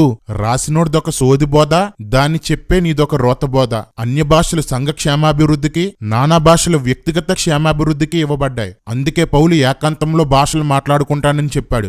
ఇది ఈ రొట్ట పుస్తక భాగోతం. ఈ పుస్తకంలో ఉన్న 350 పేజీల్లో 250 పేజీలు ఈ 2 భాషలు వేరువేరని, భాషలు మాట్లాడేవారు దుర్బోధకులు, ఉద్రేకపూర్ణులు, వెర్రి మాటలు పలికేవారు అని తిడుతూ ఉంటుంది. హాయ్ ఫ్రెండ్స్, నేను చెప్పాను కదా చెత్త పుస్తకం అని. ఇదే ఆ పుస్తకం, అన్యాగ్ని. మ్యాడ్ మెకార్థర్ అని చెప్పాను కదా, ఇదిగో ఈయనే. ఫ్రెండ్స్, ఇక్కడెవరో చెత్త తగలబెడుతున్నారు. ఇందాక చీకట్లో మీకు బుక్ సరిగ్గా కనబడలేదు కదా, ఈ మంట వెలుగులో చూపిస్తాను ఫ్రెండ్స్. రండి ఫ్రెండ్స్, రండి. చూడండి ఫ్రెండ్స్, చూడండి. అత్యంత చెత్త పుస్తకం ఇది. ఈయన ఈ పుస్తకాన్ని పిచ్చాసుపత్రిలో రాశాడంట ఫ్రెండ్స్. చూడండి, చూడండి. అయ్యో అయ్యో జారిపోయింది, అయ్యో జారిపోయింది, అయ్యో కాలిపోతుంది. చెత్తలో చెత్త పుస్తకం పడిపోయి ఈ అగ్నిలో అన్యాగ్ని బూడిదైపోతుంది. అయ్యో అయ్యో, ఎవరైనా కాపాడండి. బిబ్బు అన్న షాప్లో స్పెషల్ డిస్కౌంట్తో ఈ పుస్తకం కొనుక్కున్నాను. అంతా బూడిదైపోయిందే. అయ్యో, ఇది నేను కావాలని చేయలేదు ఫ్రెండ్స్, నిజం ఫ్రెండ్స్.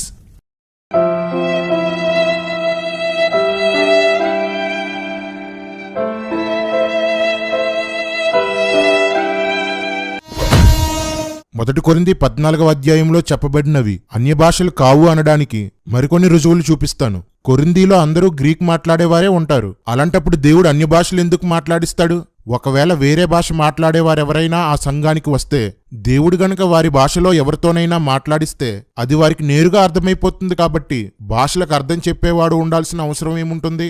వారు మాట్లాడేది అన్య భాష అయితే ఉపదేశం పొందనివాడు అవిశ్వాసి వస్తే దేవుడు వారి భాషలో మాట్లాడుతున్నందుకు విశ్వాసులుగా మారిపోతారు. కానీ వెర్రి మాటలు మాట్లాడుతున్నారని ఎందుకు అనుకుంటారు? పౌలుకున్న వరం అన్య భాష అయితే తాను ఏకాంతంలో తన భాష వదిలేసి తనకు రాని మరో మనుషుల భాషతో దేవునితో ఎందుకు మాట్లాడటం? దానికి మళ్ళీ తన భాషలో అర్థం తెలుసుకోవడానికి భాషలకు అర్థం చెప్పే మరో వరం ఎందుకు పొందుకోవడం? ఆదిమ సంఘాల్లో ఉన్నది అన్య భాషలు అయితే ఆ భాషల భావం తెలుసుకోవడానికి తర్జుమాదారులుంటే సరిపోతుంది. కానీ వారు మాట్లాడేది మనుషుల భాషలు కాదు కాబట్టే వాటి అర్థం చెప్పడానికి మరో వరం ఉన్నవాడు అవసరమైంది. ఈ పిచ్చోడు చెప్పినట్లు తమిళం వాళ్ళు ఉన్న చోట్ల దేవుడు అరబిక్ భాష మాట్లాడించడు. అక్కడ ఏ భాష వారు ఉంటే ఆ భాషనే సూచనగా ఇస్తాడు. రెండు భాషలకి వ్యత్యాసం తెలియక చాలా మంది కన్ఫ్యూజ్ అయ్యారని చెప్తూ అందరికంటే నువ్వెక్కువ కన్ఫ్యూజ్ అయిపోయావు భయ్యా. ప్రతి లైను తప్పు చెప్పేశావు. టైం లేదు కాబట్టే కొన్ని ఆనిముత్యాలనే చూపిస్తున్నాను. అచ్చటెచ్చట కాదరా మీకు చెప్తున్నాను. మీకు అన్యుల ద్వారా మాట్లాడితే కానీ బుద్ధి రాదన్నట్టు. అది అన్య భాష. అది అన్య భాష. మేడగది మీద శిష్యులు అన్యులా అయితే మీతో దేవుడు అన్య భాషలతో మాట్లాడుతున్నాడంటే మీరు గుర్తుపెట్టుకోండి, ఇది విశ్వాసానికి గుర్తు కాదు, మరి అవిశ్వాసానికి గుర్తు. మీరంతా భాషలు మాట్లాడాలని పౌలు అంటున్నాడు అంటే సంఘం ఇంకా పాపంలో ఉండాలనా? ఎంత తక్కువ ఆలోచన చూడనిది. మీ మాతృభాష కాదని పరాయి భాషతో దేవుడు మాట్లాడుతున్నాడంటే ఇది అతిశయించే కార్యం కాదు, మరి అవిశ్వాసం పెట్టిరేగిపోయినప్పుడు దేవుడు మాట్లాడు. కావాలంటే చరిత్రను చూడండి అంటాడు. ఈ బయ్య బాధ ఏంటంటే ఇశ్రాయేలీలు పాపం చేసినప్పుడు దేవుడు వేరొక భాష మాట్లాడే అన్యజనులకు అప్పగించాడు. అయినా వారు అవిధేయులుగానే ఉన్నారు. అదే వచనాన్ని పౌలు 1 కొరింథీ 14వ అధ్యాయంలో వాడేసరికి అవిధేయులుగా ఉన్నవారిని శిక్షించడానికి దేవుడు అన్ని భాషలు మాట్లాడిస్తాడు అని జేమ్స్ బయ్య అపార్థం చేసేసుకున్నాడు. బయ్యా, నువ్వొక చెత్త బేస్ నుండి వచ్చావు. బాగుపడ్డానికి బైబిల్ అర్థం కావటానికి కొంచెం టైం పడుతుంది. ఈ లోపు కంగారు పడి ఆత్మకు విరోధముగా మాట్లాడి ఆ ఎర్రి పిచ్చోడ్లాగా నరకాన్ని కన్ఫర్మ్ చేసుకోకు. ఒక సందర్భంతో దేవుడు ఇంకొక సందర్భాన్ని పోల్చినప్పుడు ఏ విషయాన్ని మూలాధారంగా పోల్చాడో తెలుసుకోకపోతే ఇలాంటి రోత ప్రసంగాలే వస్తాయి. యోనా చేప కడుపులో 3 రాత్రింబగళ్ళు ఉన్నట్లు అలాగు మనుష్య కుమారుడు 3 రాత్రింబగళ్ళు భూగర్భంలో ఉండును అనే పోలిక నుండి 3 రోజులు అనే విషయాన్ని మూలాధారంగా తీసుకోవాలి. అంతేకాని యోనా అవిధేయుడిగా ఉన్నందుకు చేప కడుపులో ఉన్నాడు, అలాగే యేసు కూడా దేవునికి అవిధేయత చూపినందుకు సమాధిలోనికి వెళ్ళాడు అని చెప్పకూడదు. అలా చెప్తే అలాంటోనే వీపీ అంటారు. ఇక్కడ దేవుడు ఎదుటివానికి అర్థం కాని భాషలో బోధించడం వలన ఏ ఉపయోగం లేదు అనే విషయాన్ని చెప్పడానికి ఈ వచనం రాయించాడు. సబ్జెక్టు పాపం కాదు, అన్య భాషలా నానా భాషలా కాదు, అర్థం కాని భాషలో బోధించకూడదు. ఇంకా ఈ ప్రసంగంలో ఎన్ని దారుణాలు చెప్పాడో. ఎంత వరస్ట్ ప్రసంగం చేసి మళ్ళీ డైలాగ్స్ చూడండి. అర్థమైందా మీకు? ఇంక అర్థం కాకపోతే ఇంతకన్నా లోతుగా ధ్యానించడం మన వల్ల అవదేమో. మరలా వినండి ఈ మెసేజ్. జేమ్స్ భయ్య, నా మాట విని ఆత్మ కోసం చెప్పిన ప్రసంగాలు తీసేసి ప్రార్థించి పరిశుద్ధాత్మను పొందుకొని అప్పుడు ఆత్మ కోసం చెప్పు. నీ వలన సంఘానికి మేలు జరుగుతుంది. నీ మాజీ గురువు కేడి సుందరరావు చేసిన నాశనాన్ని, నీ ప్రస్తుత శత్రువు వీపీ సంఘానికి చేసిన నష్టాన్ని కొంతైనా భర్తీ చేయగలుగుతావు. అన్య భాషలకి నానా భాషలకి ఉన్న తేడా అర్థం కాక పాపం బుర్రపాడైపోయి మన ఎర్రిపిచ్చోడు ఎలా వాగుతున్నాడో చూడండి. భాషల వరం అనగానే అర్థం ఏంటంటే, నేను తెలుగు వాడిని అయితే మరో భాషకు చెందిన వాళ్ళు ఎవరైనా ఉంటే వాళ్ళకి నేను వాక్యం చెప్పాలి. కాబట్టి పరిశుద్ధాత్ముడు నాలో ఉండి నాకు రాని భాష అరబిక్ భాషలో అరబ్ వాళ్ళతో మాట్లాడడం. పిచ్చోడా, దేవుని వాక్యాన్ని ఇతర భాషల వారికి చెప్పడానికి నానా భాషలు ఇవ్వబడలేదు. అదే నిజమైతే ఆదిమ సంఘంలో 1000 మంది భాషలు మాట్లాడేవారు. ఆ విశ్వాసులంతా ఏ దేశాలకు వెళ్లారు, ఎవరికి సువార్త చేశారు. భాషల్లో ప్రార్థన, స్తుతి, మర్మాలు, విజ్ఞాపనలు ఉంటాయి, కానీ వాక్యం ఉండదు. వాక్యం అనేది ప్రామాణికం. దాన్ని దేవుడు కొందరి ద్వారా మాత్రమే వెల్లడి చేశాడు. నేను మాట్లాడే పిచ్చి భాషకి ఇతను అర్థం చెప్తాడు అని ఎవరైనా చూపించారు ఎప్పుడైనా? మీకు వెర్రిలాగా అనిపిస్తుందంటే ఖచ్చితంగా ఇది వరమే. ఎందుకంటే నీలాంటి ప్రకృతి సంబంధులకి ఆత్మకార్యాలు వెర్రిగానే కనపడతాయి. బైబిలు పరిపూర్ణమైన తర్వాత ఈ కృపావరములు లేనే లేవు. ఈ మాట గుర్తుపెట్టుకోండి. ఎందుకు లేదో కూడా చెప్తున్నాను, జాగ్రత్తగా వినండి. ఇప్పుడు ప్రపంచంలో ఎన్ని భాషలైతే ఉన్నాయో అన్ని భాషలలోనికి బైబిలు తర్జుమా చేయబడింది. ఇప్పుడు భాషల వరంతో పనుందా? బైబిల్ రాయబడటంతో వరాలు ఆగిపోయాయన్నది నువ్వే. బైబిల్ అన్ని భాషల్లోనూ తర్జుమా అయ్యే వరకు భాషల వరం ఉంటుందనేది నువ్వే. బైబిల్ నేటికి ఇంకొన్ని భాషల్లో తర్జుమా అవుతూనే ఉంది. సో భాషలు మొదటి శతాబ్దంలో ఆగిపోయాయా, ఇంకా కొనసాగుతున్నాయా? చెప్పు పిచ్చోడా. భాషలు విశ్వాసులకు కాదు, అవిశ్వాసులకే ఎక్కువ ఉపయోగపడతాయి. ఈ మాట గుర్తుపెట్టుకోండి. అందరూ భాషలతో మాటలాడుచుండగా అవిశ్వాసులైనను లోపలికి వచ్చిన ఎడల మీరు వెర్రి మాటలాడుచున్నారని అనుకుందురు కదా. భాషలు అవిశ్వాసులకే ఎక్కువగా ఉపయోగపడతాయి అనేది నువ్వే. వాళ్ళకి ఏమాత్రం ఉపయోగపడవు అనేది నువ్వే. ఇప్పుడు భాషతో మాట్లాడేవాడికి ఆ వరం ఉంది కాబట్టి సంఘంలో ఉన్న వాళ్ళు ఎవరికి ఇంకా భాష అర్థం కావట్లేదు, అతను ఒక్కడికే అర్థమవుతుంది. ఈ మాట గుర్తుపెట్టుకోండి.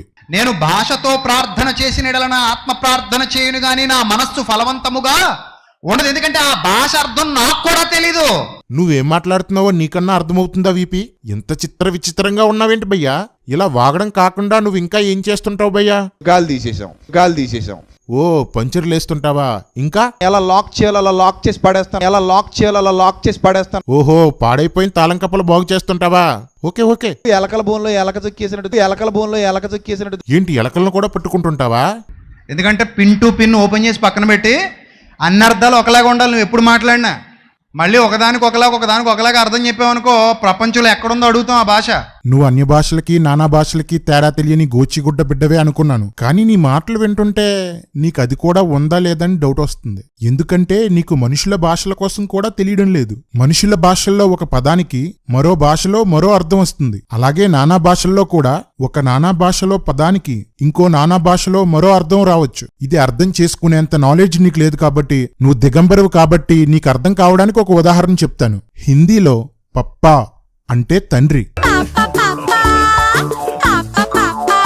కానీ తెలుగులో పప్పా అంటే ముద్రించబడినటువంటి యాజకుడిగా, నిత్య సత్య సువార్త కలువరి యోధుడిగా, నశించిపోతున్నటువంటి ఎన్నో ఆత్మలను వెలిగించి రక్షణ మార్గంలో నడిపిస్తూ యథార్థమైన స్వచ్ఛమైన పరిశుద్ధ వాక్యాన్ని ప్రకటిస్తున్న నేటి క్రీస్తు సామ్రాజ్య సారథి ఎస్ విజయ్ ప్రసాద్ రెడ్డి అన్న. తెలుగులో పప్పా అంటే ఎస్ విజయ్ ప్రసాద్ రెడ్డి ఇప్పటి వరకు నాలాంటోడు ఎవడో మీకు తగలలేదు. పరిశుద్ధాత్మను దూషించే పిచ్చోడా, నీలాంటి పోరంబోకులు పెంతుకోస్తు రోజు నుండే ఉన్నారు. తరాలు మారే కొద్దీ నీలాంటి పాపులారిటీ పిచ్చోళ్ళు, ఆత్మదోషకులు వేల మంది వచ్చారు. నీలాంటోళ్ళు చాలా మంది తగిలారు భయ్యా. నాలాంటోడే నీకు తగలలేదు. నీ టర్మ్ వచ్చినప్పుడు నేను కొట్టే దెబ్బ నువ్వు తట్టుకోలేవు. విదేశాల్లో నువ్వు వెలగబెట్టిన రాసలీలలో, లోకల్లో నీకు రౌడీలతో ఉన్న సంబంధాలు, ఎవడైనా ఎదుగుతుంటే తొక్కేయడానికి నువ్వు చేసిన రాజకీయాలు, వాక్యంలో నువ్వు చెప్పిన 1000 తప్పులు అన్నీ బయటకు వస్తాయి. నిన్ను నడి రోడ్డు మీద నిలబెడతాను వీపీ. ఆ రోజు ఆత్మపూర్ణులంతా ఆనందంగా ఊపిరి పీల్చుకుంటారు. కొంతమంది లెక్కలు తేల్చాలి, ఆ తర్వాత నీ సంగతి చూస్తాను. వీపీ, వ్యభిచార కారణంతోనే భార్యని విడిచిపెట్టాలి. అలా కాకుండా వేరే కోణంలో భార్యని వదిలి మరొక స్త్రీని వివాహం చేసుకుంటే అట్టివాడు వ్యభిచారి. నువ్వొకరిని ప్రేమించి ఇంకొకరిని పెళ్లి చేసుకుని పిల్లల్ని కని, ప్రేమించిన దానికోసం పెళ్లి చేసుకున్న దాన్ని వదిలేసి ప్రేమించిన దాన్ని మళ్లీ పెళ్లి చేసుకొని సంసారం చేస్తున్నావు. వీపీ, అది సంసారం కాదు, వ్యభిచారం. నీ రెండవ భార్య బ్రతికి ఉన్నంత కాలం నువ్వు వ్యభిచారివే. ఎంత పేరు తెచ్చుకున్నా, ఎన్ని సంఘాలు కూల్చినా నువ్వు వ్యభిచారివే. నువ్వా ఆత్మ కోసం మాట్లాడుతున్నావు. నువ్వు ఆత్మ కోసం ఇంకా మాట్లాడడం కొనసాగిస్తే మాత్రం చాలా గట్టి దెబ్బ కొడతాను. నువ్వు చేసిన తప్పులన్నింటికంటే పెద్ద తప్పు ఆత్మను దూషించడం. మహిమతో నింపబడిన వారిని దూషించావు. దీనికి క్షమాపణ లేదు. నీ గొయ్యి నువ్వే తవ్వుకున్నావు. నువ్వు తవ్వుకున్న గోతికి అడుగు లేదు. నీ ఆత్మ ఇలా నశించినందుకు బాధగా ఉంది. నిన్ను ఎంతో మంది యవనస్తులు గ్రుడ్డిగా వెంబడిస్తున్నారు. ఇది ఇంకా బాధ కలిగిస్తుంది. త్వరలో వాళ్ళందరి కళ్ళు తెరవబడతాయి. ఇప్పుడు మరో అద్భుతమైన ప్రశ్న. వెంటనే ఆ భాషలకు అర్థం చెప్పేవాడిని కూడా చూసావాడిని అన్న వాళ్ళు చేయొద్దండి. ఇప్పుడు ఒక్కడున్నా నేను గుండు గీయించుకుంటాను. ఇక్కడ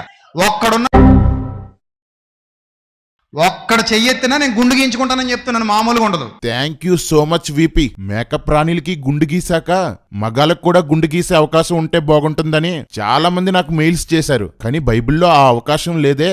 ఇప్పుడు నువ్వు ఇచ్చావు. Rule is rule, rule for all. Rule is rule, rule for all. నూతిలో కప్పకేం తెలుసు ప్రపంచం కోసం? ఆత్మలేని నీకేం తెలుసు వీపీ వరాల కోసం?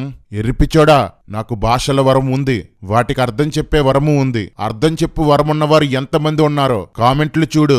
ఇంకా నీ దరిద్రపు వీడియో చూడని వారు, ఇతర రాష్ట్రాల్లోని వారు, ఇతర దేశాల్లోని వారు ఎంతో మంది ఈ వరం కలిగిన వారు ఉన్నారు. క్రైస్తవులకి ఈ వరం గురించి అవగాహన లేక, దేవుణ్ణి అడగక తక్కువ మందికే ఉంది. నిజంగా భాషల వరం ఉన్నవారంతా అర్థం చెప్పు శక్తి కొరకు ప్రార్థిస్తే ఈ వరం ఉన్నవారు వేల మంది ఉండేవారు. ఒకరి తర్వాత ఒకరు డేట్లు బుక్ చేసుకుని సంవత్సరం పొడుగునా నీకు గుండు గీసి ఉండేవారు.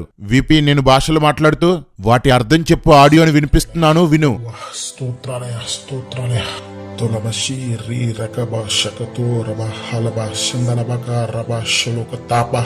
మనుషులు కనుగొనని వేల రాగాలను సృజించావు. కలబరత కాలబా షోరకులుబా తెరికిది షీరి బెషి కలబాషుతూ రాగంలోనే భావాన్ని శక్తిని నీ ఉంచావు. కిసితికి లబలాగా తోరబాకాతి కిసిలిలో తబరకలకాశ సమస్త సృష్టి, అందులోని సమస్త జీవులు రాగాలతో నిన్ను స్తుతిస్తున్నాయి. స్తోత్రాలయ స్తోత్రాలయ ప్రభువా, స్తోత్రాలయ స్తోత్రాలయ. ప్రభువా, సంఘాన్ని ఉజ్జీవింపచేయి. నా సోదరులను బ్రతికించు ప్రభువా. అందుకోసం నా బలాన్ని తీసుకో బాబా. నా ప్రాణాలను తీసుకో బాబా. నేను సిద్ధంగా ఉన్నాను బాబా. నేను సిద్ధంగా ఉన్నాను ప్రభా. విపి విన్నావా, ఇది వరం కాదు, కావాలనే ఏదో మాట్లాడారు అని సొల్లు కథలు చెప్పకు.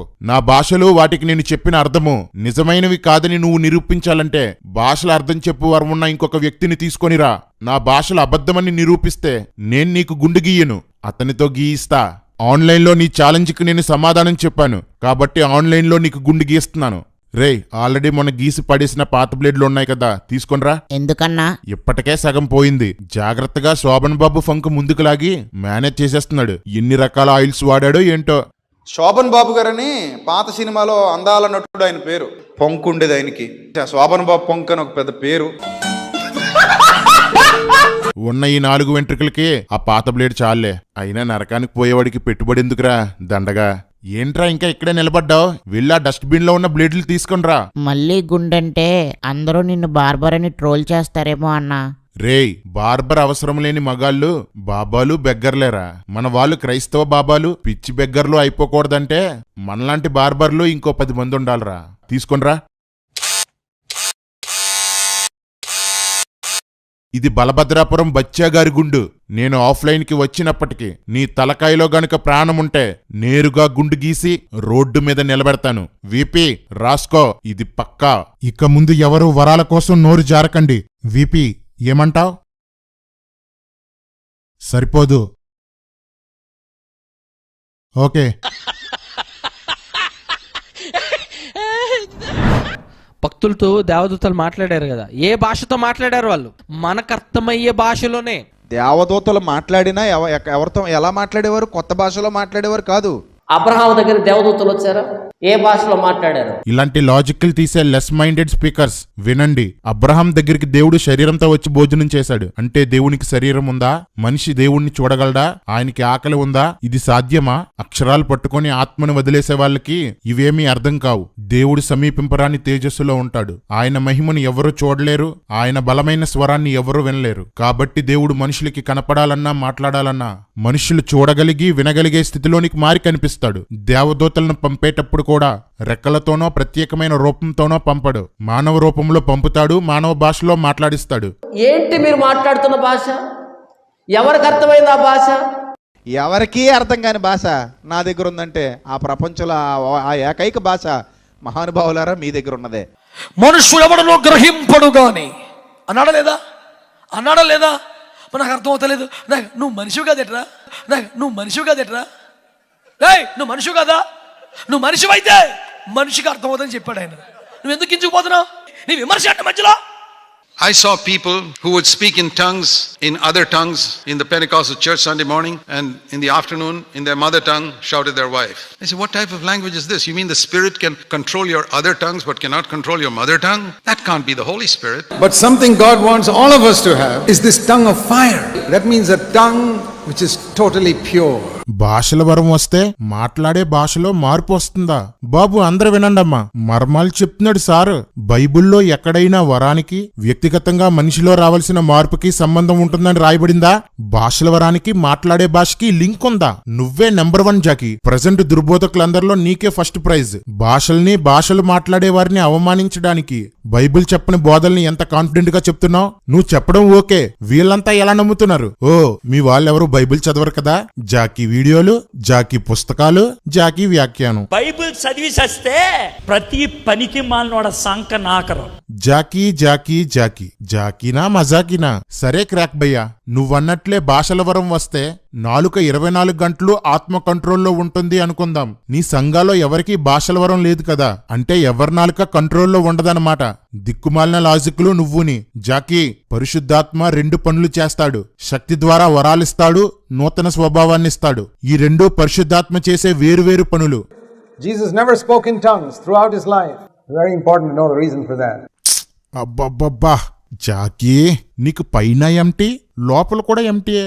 యేసుక్రీస్తు వాగ్దానం చేయబడిన ఆత్మచేత నింపబడలేదు. అందుకే ఆయన భాషలు మాట్లాడలేదు, అర్థాలు చెప్పలేదు, ప్రభుత్వాలు చేయలేదు. పాత నిబంధన భక్తులు ప్రవక్తలు చేసిన కార్యాలనే విస్తారంగా చేశాడు. నీకిదంతా అవసరం లేదు. ఆత్మవరాల్ని ఆత్మ సంబంధుల్ని కించపరచడమే నీ లక్ష్యం. నీకు నరకంలో సీటు కన్ఫర్మ్ జాకి. See, tongues is because our fellowship with God is so imperfect. When Jesus lived on earth, his communication with the Father was so perfect that he never needed the gift of tongues. దేవునితో communicate చేయడానికి భాషలు అనేది ఒక imperfect వే కాబట్టి యేసుక్రీస్తు భాషలు మాట్లాడలేదు అంటావా?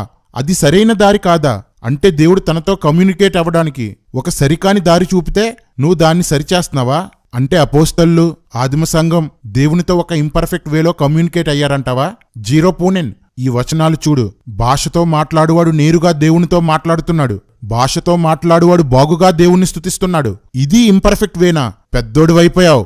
నీకు, నీ సేవకి, నీ బోధకి మర్యాద ఇవ్వకపోయినా నీ వయసు కన్నా ఇవ్వాలి కదా. ఛా. See, my speaking in tongues to me is like a little finger. భాషలతో నేను మాట్లాడటం అనేది ఒక చిన్న వేలుతో సమానం. This little finger is not the most useful part of my body. నా శరీరంలో ఈ చిన్న వేలు అనేది అతి ప్రాముఖ్యమైనదేమీ కాదు. There are some people born with 4 fingers. కొంతమంది 4 వేళ్లతోనే పుడతారు. And they live a very healthy life. వాళ్ళు కూడా ఎంత ఆరోగ్యంగా జీవిస్తారు. భాషల వరం నీకు చిటికిన వేలుతో సమానమా?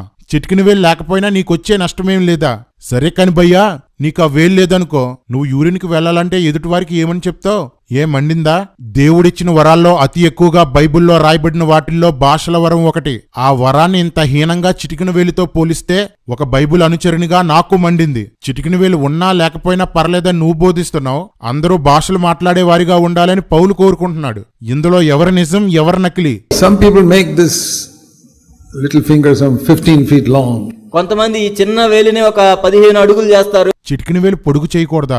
ఈ దిక్కుమాలిన ఎగ్జాంపుల్స్ తోనే కదా అందరినీ వాక్యానికి దూరంగా నడిపించేశావు. నీ లాజిక్ ప్రకారం భాషల్ని చిటికిన వేలుతో పోల్చినా మనిషి హస్తంలో సగం బలం చిటికిన వేలులోనే ఉంటుంది. పౌలెందుకు అందరికంటే ఎక్కువగా భాషలు మాట్లాడుతున్నాడు? అంటే పౌలు చిటికిన వేలు 15 అడుగులన్నమాట. దేవుడెందుకు భాషల కోసం ఒక అధ్యాయం రాయించాడు? అంటే దేవుని చిటికిన వేలు 15 అడుగులన్నమాట. కొరింథీ సంఘంలో ఎందుకు అంతమంది భాషలు మాట్లాడేవారు ఉన్నారు? అంటే వాళ్ళందరి చిటికిన వేళ్లు 15 అడుగులన్నమాట. నువ్వు ఇంకో మాట అన్నావు జాకి, మా సంఘాల్లో చిటికిన వేలుని పెంచము, కట్ చేయము అన్నావు కదా. నువ్వు పూనేసిన నీ భక్తులకి నా సూటి ప్రశ్న, మీ సిఎఫ్సి మొత్తం బ్రాంచీల్లో ఒక్కడికైనా చిటికిన వేలు ఉందా? ఆదిమ సంఘాల్లో ప్రతి బ్రాంచ్లోనూ అనేక మంది భాషలు మాట్లాడేవారు ఉన్నారు. మీ సిఎఫ్సిలో ఎంతమంది ఉన్నారు? అందరూ ఒక వేలు లేకుండా పుట్టిన అవుటి వాళ్లేనా? మీరు పక్క సంఘాల నుండి దొంగిలించిన వారిని చూపించొద్దు. ఒకటి మాత్రం నిజం భయ్యా, మీ సిఎఫ్సిలో ఏ ప్రేచర్ కూడా పక్క సంఘాల నుండి విశ్వాసుల్ని దొంగిలించడు. కానీ సిఎఫ్సికి వెళ్లే విశ్వాసుల్లో మాత్రం సగం మంది దొంగలు, మిగతా సగం మంది ఈ దొంగలు ఎత్తుకొచ్చిన పక్క సంఘ సభ్యులు. నిజమో కాదో మీకు తెలీదా? ప్రతి ఒక్కడు క్రిస్టియన్ కనబడితే చాలు జాకీ కోసం గొప్పలు చెప్పడం, వాట్సాప్ కి మెసేజ్లు పంపడం, పుస్తకాలు ఫ్రీగా ఇవ్వడం, చర్చికి ఇన్వైట్ చేయడం, ఇతర సేవకుల్ని తిట్టి బ్యాడ్ చేయడం. జాకీ, నీ సంఘాలు దొంగల ముఠాలు కాదనగలవా? కాదంటారా? చెప్పండి కదా.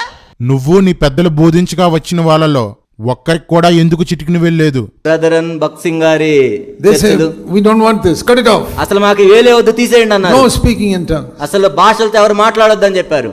That is equally foolish, cut it off. Brethren వాళ్ళు, హెబ్రోన్ వాళ్ళు భాషల వరాన్ని కట్ చేసిన ఫూల్స్ అన్నావు. మరి నువ్వేంటి, నీ సంఘాలేంటి కట్ చేయలేదని పైకి చెప్తూ ఆ వరాన్ని మొలవనివ్వకుండా చేస్తున్న నువ్వు ఫూలువు కదా? I hate Zach Poonen, that old pig. I know when I pray to the Lord in tongues, I speak in tongues. I have 38 years. It's not babbling to few syllables. It's a language I speak to God. ఏంటి 38 సంవత్సరాల నుండి నువ్వు భాషలు మాట్లాడుతున్నావా? వినేవాడు VP అయితే చెప్పేవాడు Jackie అని. మనుషులు మాట్లాడే ఒక భాషలో నువ్వు దేవునితో మాట్లాడుతున్నానన్నావు కదా, అది ఏ భాష? దానికి సాక్ష్యం ఎవరు? చెప్పు జాకీ. మనుషుల భాష దేవుడెందుకు ఇస్తాడు? అక్కడ ఆ భాష గల వ్యక్తి ఉంటే అతనితో మాట్లాడడానికి ఇస్తాడు. జాకీ, నువ్వేమో ఒంటరిగా తలుపేసుకొని మాట్లాడుకుంటున్నావు. నువ్వు చెప్తున్నది నిజమని ఎలా నమ్మాలి? అన్య భాషలకి నానా భాషలకి తేడా తెలియని నువ్వు ఒక పనికి రాని సేవకుడు అని నేను అంటాను. కాదు, నేను యూస్ఫుల్ స్పీకర్ని, గాడ్లీ మ్యాన్ అని నిరూపించుకోవాలనుకుంటే కెమెరా ముందుకు వచ్చి ఇంతకు ముందు నువ్వు ఎప్పుడూ ఎరగని నేర్చుకొని భాషలో మాట్లాడి చూపించు. నువ్వే గనక నిజమైన సేవకుడు అయితే జాకీ, నీకు దమ్ముంటే రా కెమెరా ముందుకు వచ్చి భాష మాట్లాడు. ఇది నా ఛాలెంజ్. ఏపీ తెలంగాణలోని జాక్ ఆత్మ పూనిన ప్రతి ఒక్కరికి నా ఛాలెంజ్. మీరే విశ్వాసులైతే, మీరు దేవుణ్ణి నమ్మితే, మీరు బైబిల్ని నమ్మితే, జాక్ బ్రో మీద మీకు నమ్మకం ఉంటే కెమెరా ముందు భాషలు మాట్లాడించండి. ఇది సిఎఫ్సి సభ్యులందరికీ నా ఛాలెంజ్. దేశమంతా ఎక్కడ చూసినా హాట్ టాపిక్ ఒక్కటే. జాకీ భాషలు మాట్లాడాలంటూ ఒకటే నినాదాలు, రోడ్ షోలు, పలుచోట్ల స్తంభించిన ట్రాఫిక్. ఇంతకీ భాషలు మాట్లాడతారా మాట్లాడరా? ఎక్కడ చూసినా అవే ఫ్లెక్సీలు, అవే హోర్డింగ్లు, అక్కడక్కడ తోపుసులాటలు, చెదురుమదురు సంఘటనలతో దేశమంతా ఒకటే ఉత్కంఠ. ఇప్పుడు విదేశాల్లో కూడా ఇదే హాట్ టాపిక్ నడుస్తుంది. మీరేమనుకుంటున్నారు? జాక్ బ్రదర్ మాట్లాడతారంటారా? జాక్ ప్రో భాషలు మాట్లాడతాడని నేను అనుకుంటున్నాను. జాక్ డాడ్ ఎప్పుడు అబద్ధం చెప్పడు. జాక్ డాడ్ ఓపెన్ గా భాషలు మాట్లాడరు, ఎందుకంటే అర్థం చెప్పేవాడు లేనప్పుడు మాట్లాడకూడదని బైబిల్ చెప్తుంది. ఇలాంటి సొల్లు కబుర్లు చెప్పొద్దు. ఇప్పుడు ఆన్లైన్ ట్రాన్స్లేటర్స్ చాలా వచ్చేసాయి బ్రో. మీ జాకీ మాట్లాడుతుంటే అది ఏ భాషో డిటెక్ట్ చేసి మనకి కావలసిన భాషలో ట్రాన్స్లేట్ చేసి చెప్పేస్తుంది బ్రో. సో ట్రాన్స్లేట్ చేసేది రెడీ. భాష మాట్లాడడానికి మీ జాకీ రెడీనా? Flash flash. గత రాత్రి నుండి అదృశ్యమైన జాకీ.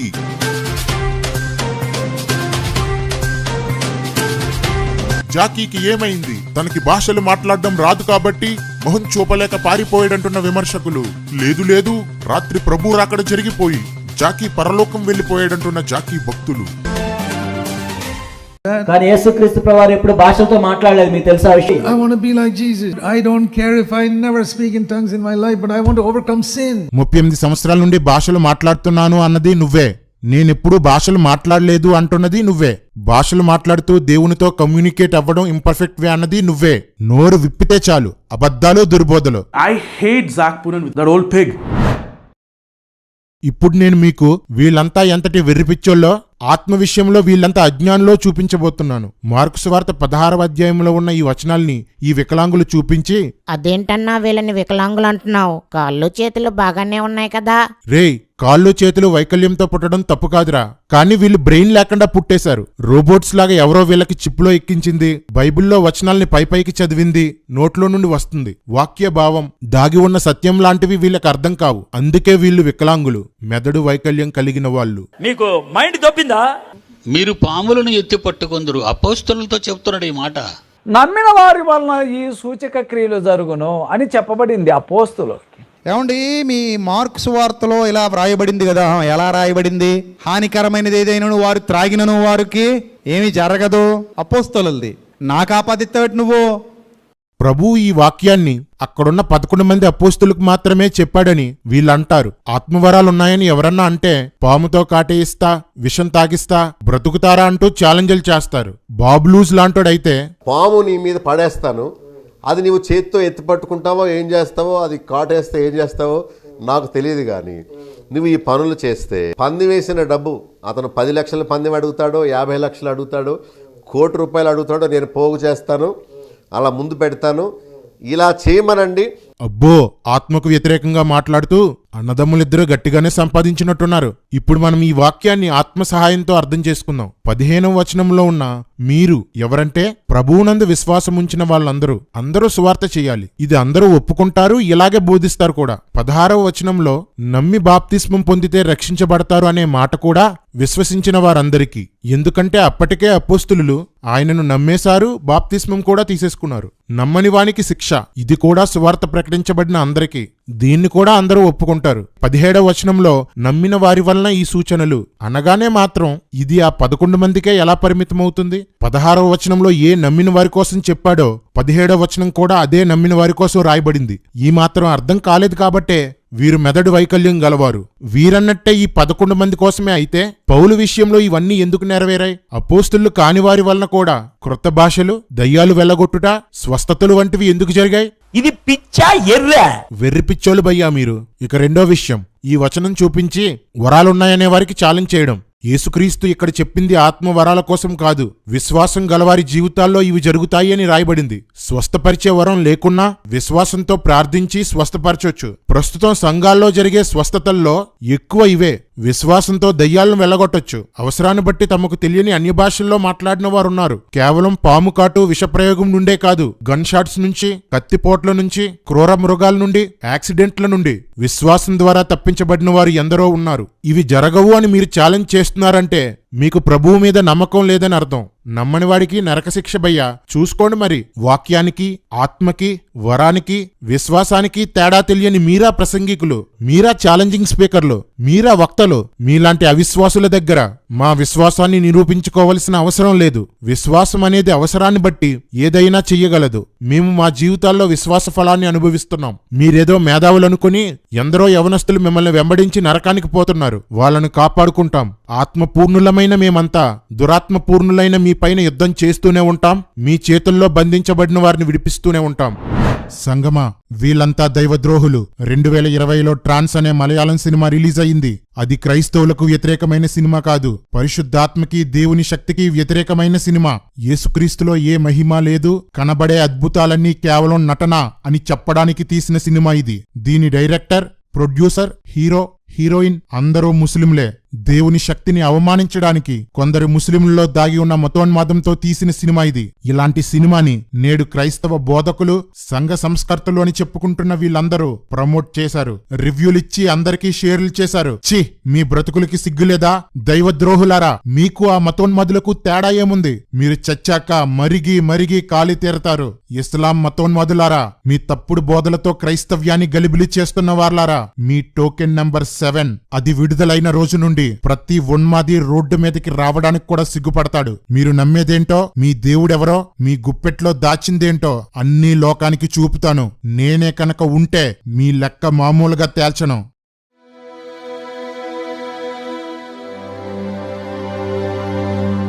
ఫేస్బుక్, వాట్సాప్, యూట్యూబ్ల ద్వారా రోస్టింగ్ చేస్తున్న వారంతా దయచేసి వినండి. రేయ్, ఆ సత్యాన్వేషణ తీసేయ్.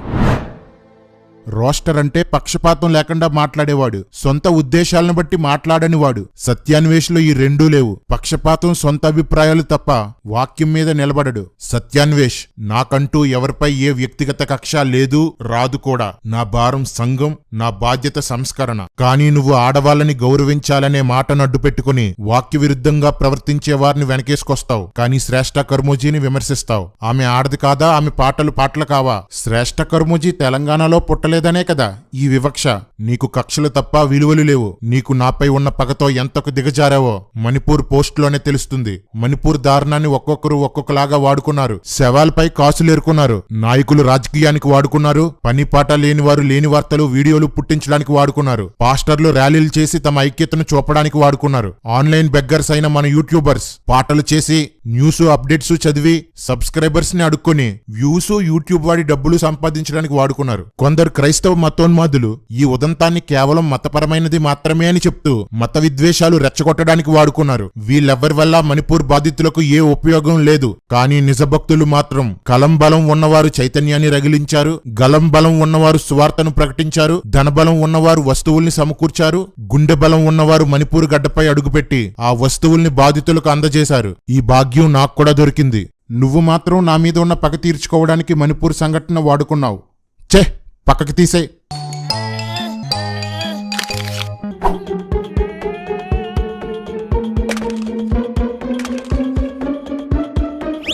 డియర్ రోస్టర్స్, మీలాంటి వాళ్ళు ఉండటం వల్లనే వీళ్ళంతా ఎరువుకు కూడా పనికిరాని ప్లాస్టిక్ పెంట కుప్పలు అని చాలా మంది క్రైస్తవులకు అర్థమవుతుంది. వీళ్ళకి దైవ భయం లేకపోయినా కనీసం మీలాంటి వారికైనా భయపడుతున్నారు. ఎవ్వరినీ వదలకుండా రోస్ట్ చెయ్యండి, కానీ వాక్యాన్ని దాటిపోకండి. మీలో చాలా మంది పరిశుద్ధాత్మ కార్యాల విషయంలో తప్పుడు అభిప్రాయాన్ని కలిగి ఉన్నారు. దయచేసి దిద్దుకోండి. నేటి సంఘంలో దొంగ ప్రవచనాలు చెప్పేవారున్నారు. దానిని బట్టి ప్రవక్తలే లేరు అనకండి. భాషలు నటించేవారున్నారు. అది చూసి భాషల వరమే లేదు అనకండి. స్వస్థతలు నటించేవారున్నారు. దానిని బట్టి దేవుడు స్వస్థపరచుడు అనుకోకండి. ప్రార్థించండి. బైబిల్లో భక్తులు పొందుకున్నట్లు పరిశుద్ధాత్మను రుజువులతో పొందుకోండి. అప్పుడు ఇంకా బాగా రోస్ట్ చేయగలరు. ఆత్మ విరోధుల్ని ఒక ఆట ఆడుకోగలరు. నకిలీ నోట్ల వ్యాపారం చేసే ఎవరో 300 నోట్ని 1000 నోట్ని తయారు చెయ్యరు. 200, 500 నోట్లనే తయారు చేస్తారు. లేనిదానికి నకిలీ చెయ్యరు. చలామణిలో ఉన్నదానికే నకిలీ చేస్తారు. అభిషేకం ఉంది కాబట్టే సాతాను పూనకాలు అనే నకిలీ పెట్టాడు. ప్రవచనాలు, ఆత్మకార్యాలు ఉన్నాయి కాబట్టే సాతాను ఈ నకిలీ బ్యాచ్ ని రంగంలోకి దింపాడు. ఏది అసలో ఏది నకిలీయో గుర్తుపట్టేవాడు తెలివైనవాడు, ఆత్మజ్ఞాని. 500కి నకిలీ ఉందని కనబడిన 500 నోట్లన్నీ చింపేసేవాడు జాకీ లాంటోడు. మీ నుండి ఇంకా అద్భుతమైన రోస్టింగ్ వీడియోలు రావాలని మనసారా కోరుకుంటున్నాను.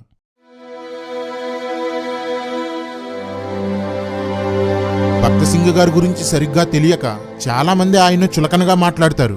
ఆయన స్థాపించిన హెబ్రోన్లో అయితే ఆయననే తలుచుకుంటూ ఆయననే ప్రకటించుకుంటూ చెట్టు పేరు చెప్పి కాయలు అమ్ముకుంటూ ఉంటారు.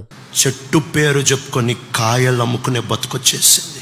ఎస్, ఇదే చెప్పాలనుకుంటున్నాను భయ్య. ఆయన పేరు చెప్పుకుంటూ ఆయన ద్వారా జరిగిన కార్యాలను వివరించుకుంటూ అలా బ్రతికేస్తున్నారు. అందరూ కాదు, కానీ మ్యాక్సిమం అందరూ.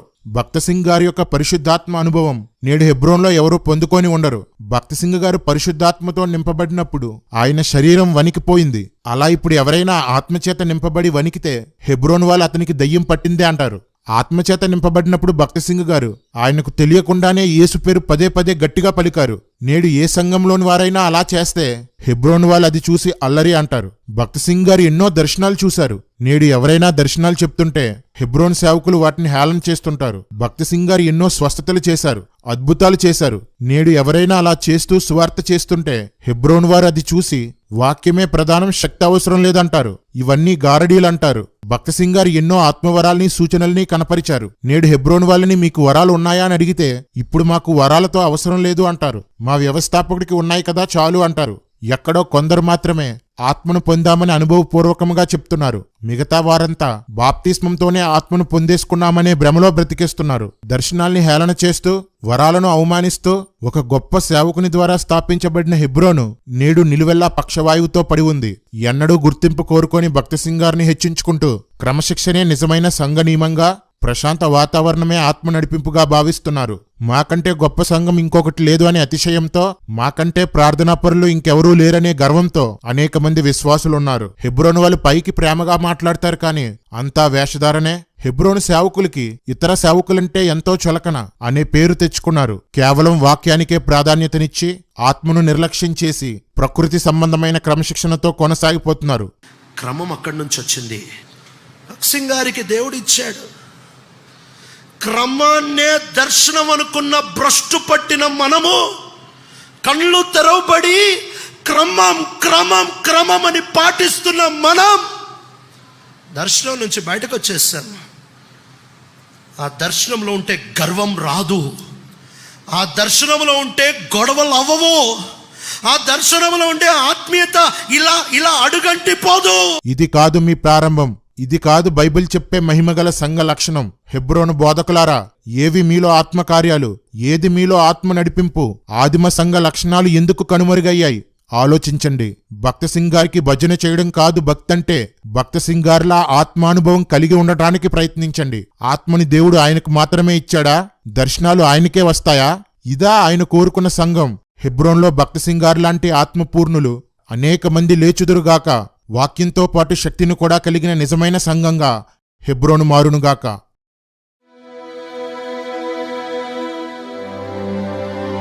నేడు భారతదేశంతో పాటు ఇతర దేశాల్లో కూడా వ్యాపించిన లేమెన్స్ ఇవాంజలికల్ ఫెలోషిప్ లో ఆజ్ఞలు తప్ప ఆత్మ కనిపించదు. ఇలా బ్రతుకు అని రుద్దడం తప్ప అలా బ్రతకడానికి సహాయం చేసే ఆత్మ కోసం చెప్పరు. బోధకులతో సహా ఎవరూ ఆత్మ పొందిన వాళ్ళు కనపడరు. వరాలకి దాఖలాలే ఉండవు. చాలా చాలా తక్కువ మంది మాత్రమే ఆత్మను కలిగి ఉండడం నేను చూశాను.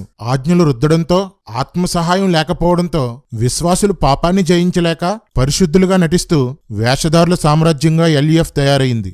ఎందరో యవనస్తులు వ్యభిచారంలో, వ్యసనాల్లో మ్రగ్గుతున్నారు. కృప ద్వారా కాకుండా క్రియల ద్వారా నీతిని సాధించడానికి ప్రయత్నించే ధర్మశాస్త్ర సంబంధమైనదిగా ఎల్ఈఎఫ్ మారిపోయింది.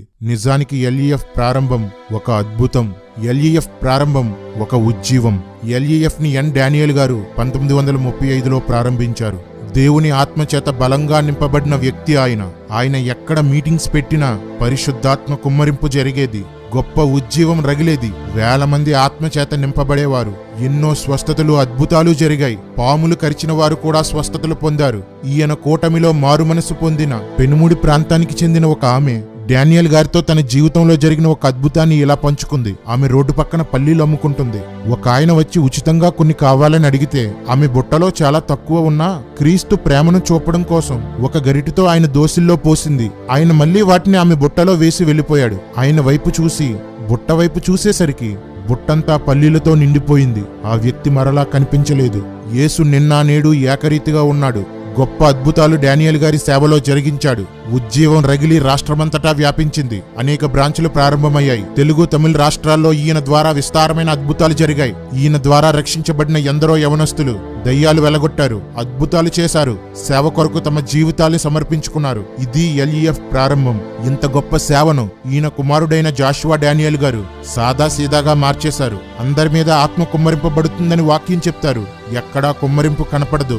జాషువా డానియల్ గారి పిల్లలు విదేశాల్లో కూర్చొని ఇక్కడి LEF సంఘాల్ని ఏలుతున్నారు. ఉజ్జీవం చచ్చిపోయి రాజకీయాలతో, వేషధారణతో, ఆజ్ఞల ఒత్తిడితో, విదేశాల్లో ఉన్న నాయకుల అజమాయిషీలతో, అక్కడక్కడ పరిశుద్ధులతో, ఎక్కడో ఆత్మపూర్ణులతో అలా సాగిపోతుంది. మళ్ళీ ఆ డానియల్ గారి కాలపు ఉజ్జీవం LEFలో రగులునుగాక, సంఘం దేవుని శక్తితో నింపబడునుగాక, మరలా LEF దేవుని రాజ్యంగా మారునుగాక, ఆత్మపూర్ణులైన బోధకులతో, నాయకులతో, యవ్వనస్తులతో, విశ్వాసులతో ఉజ్జీవాన్ని రగిలించునుగాక. LEF సేవకులారా, ఆత్మ కుమ్మరింపు కొరకు ప్రార్థించండి. డానియల్ గారి సేవను పునఃస్థాపించండి.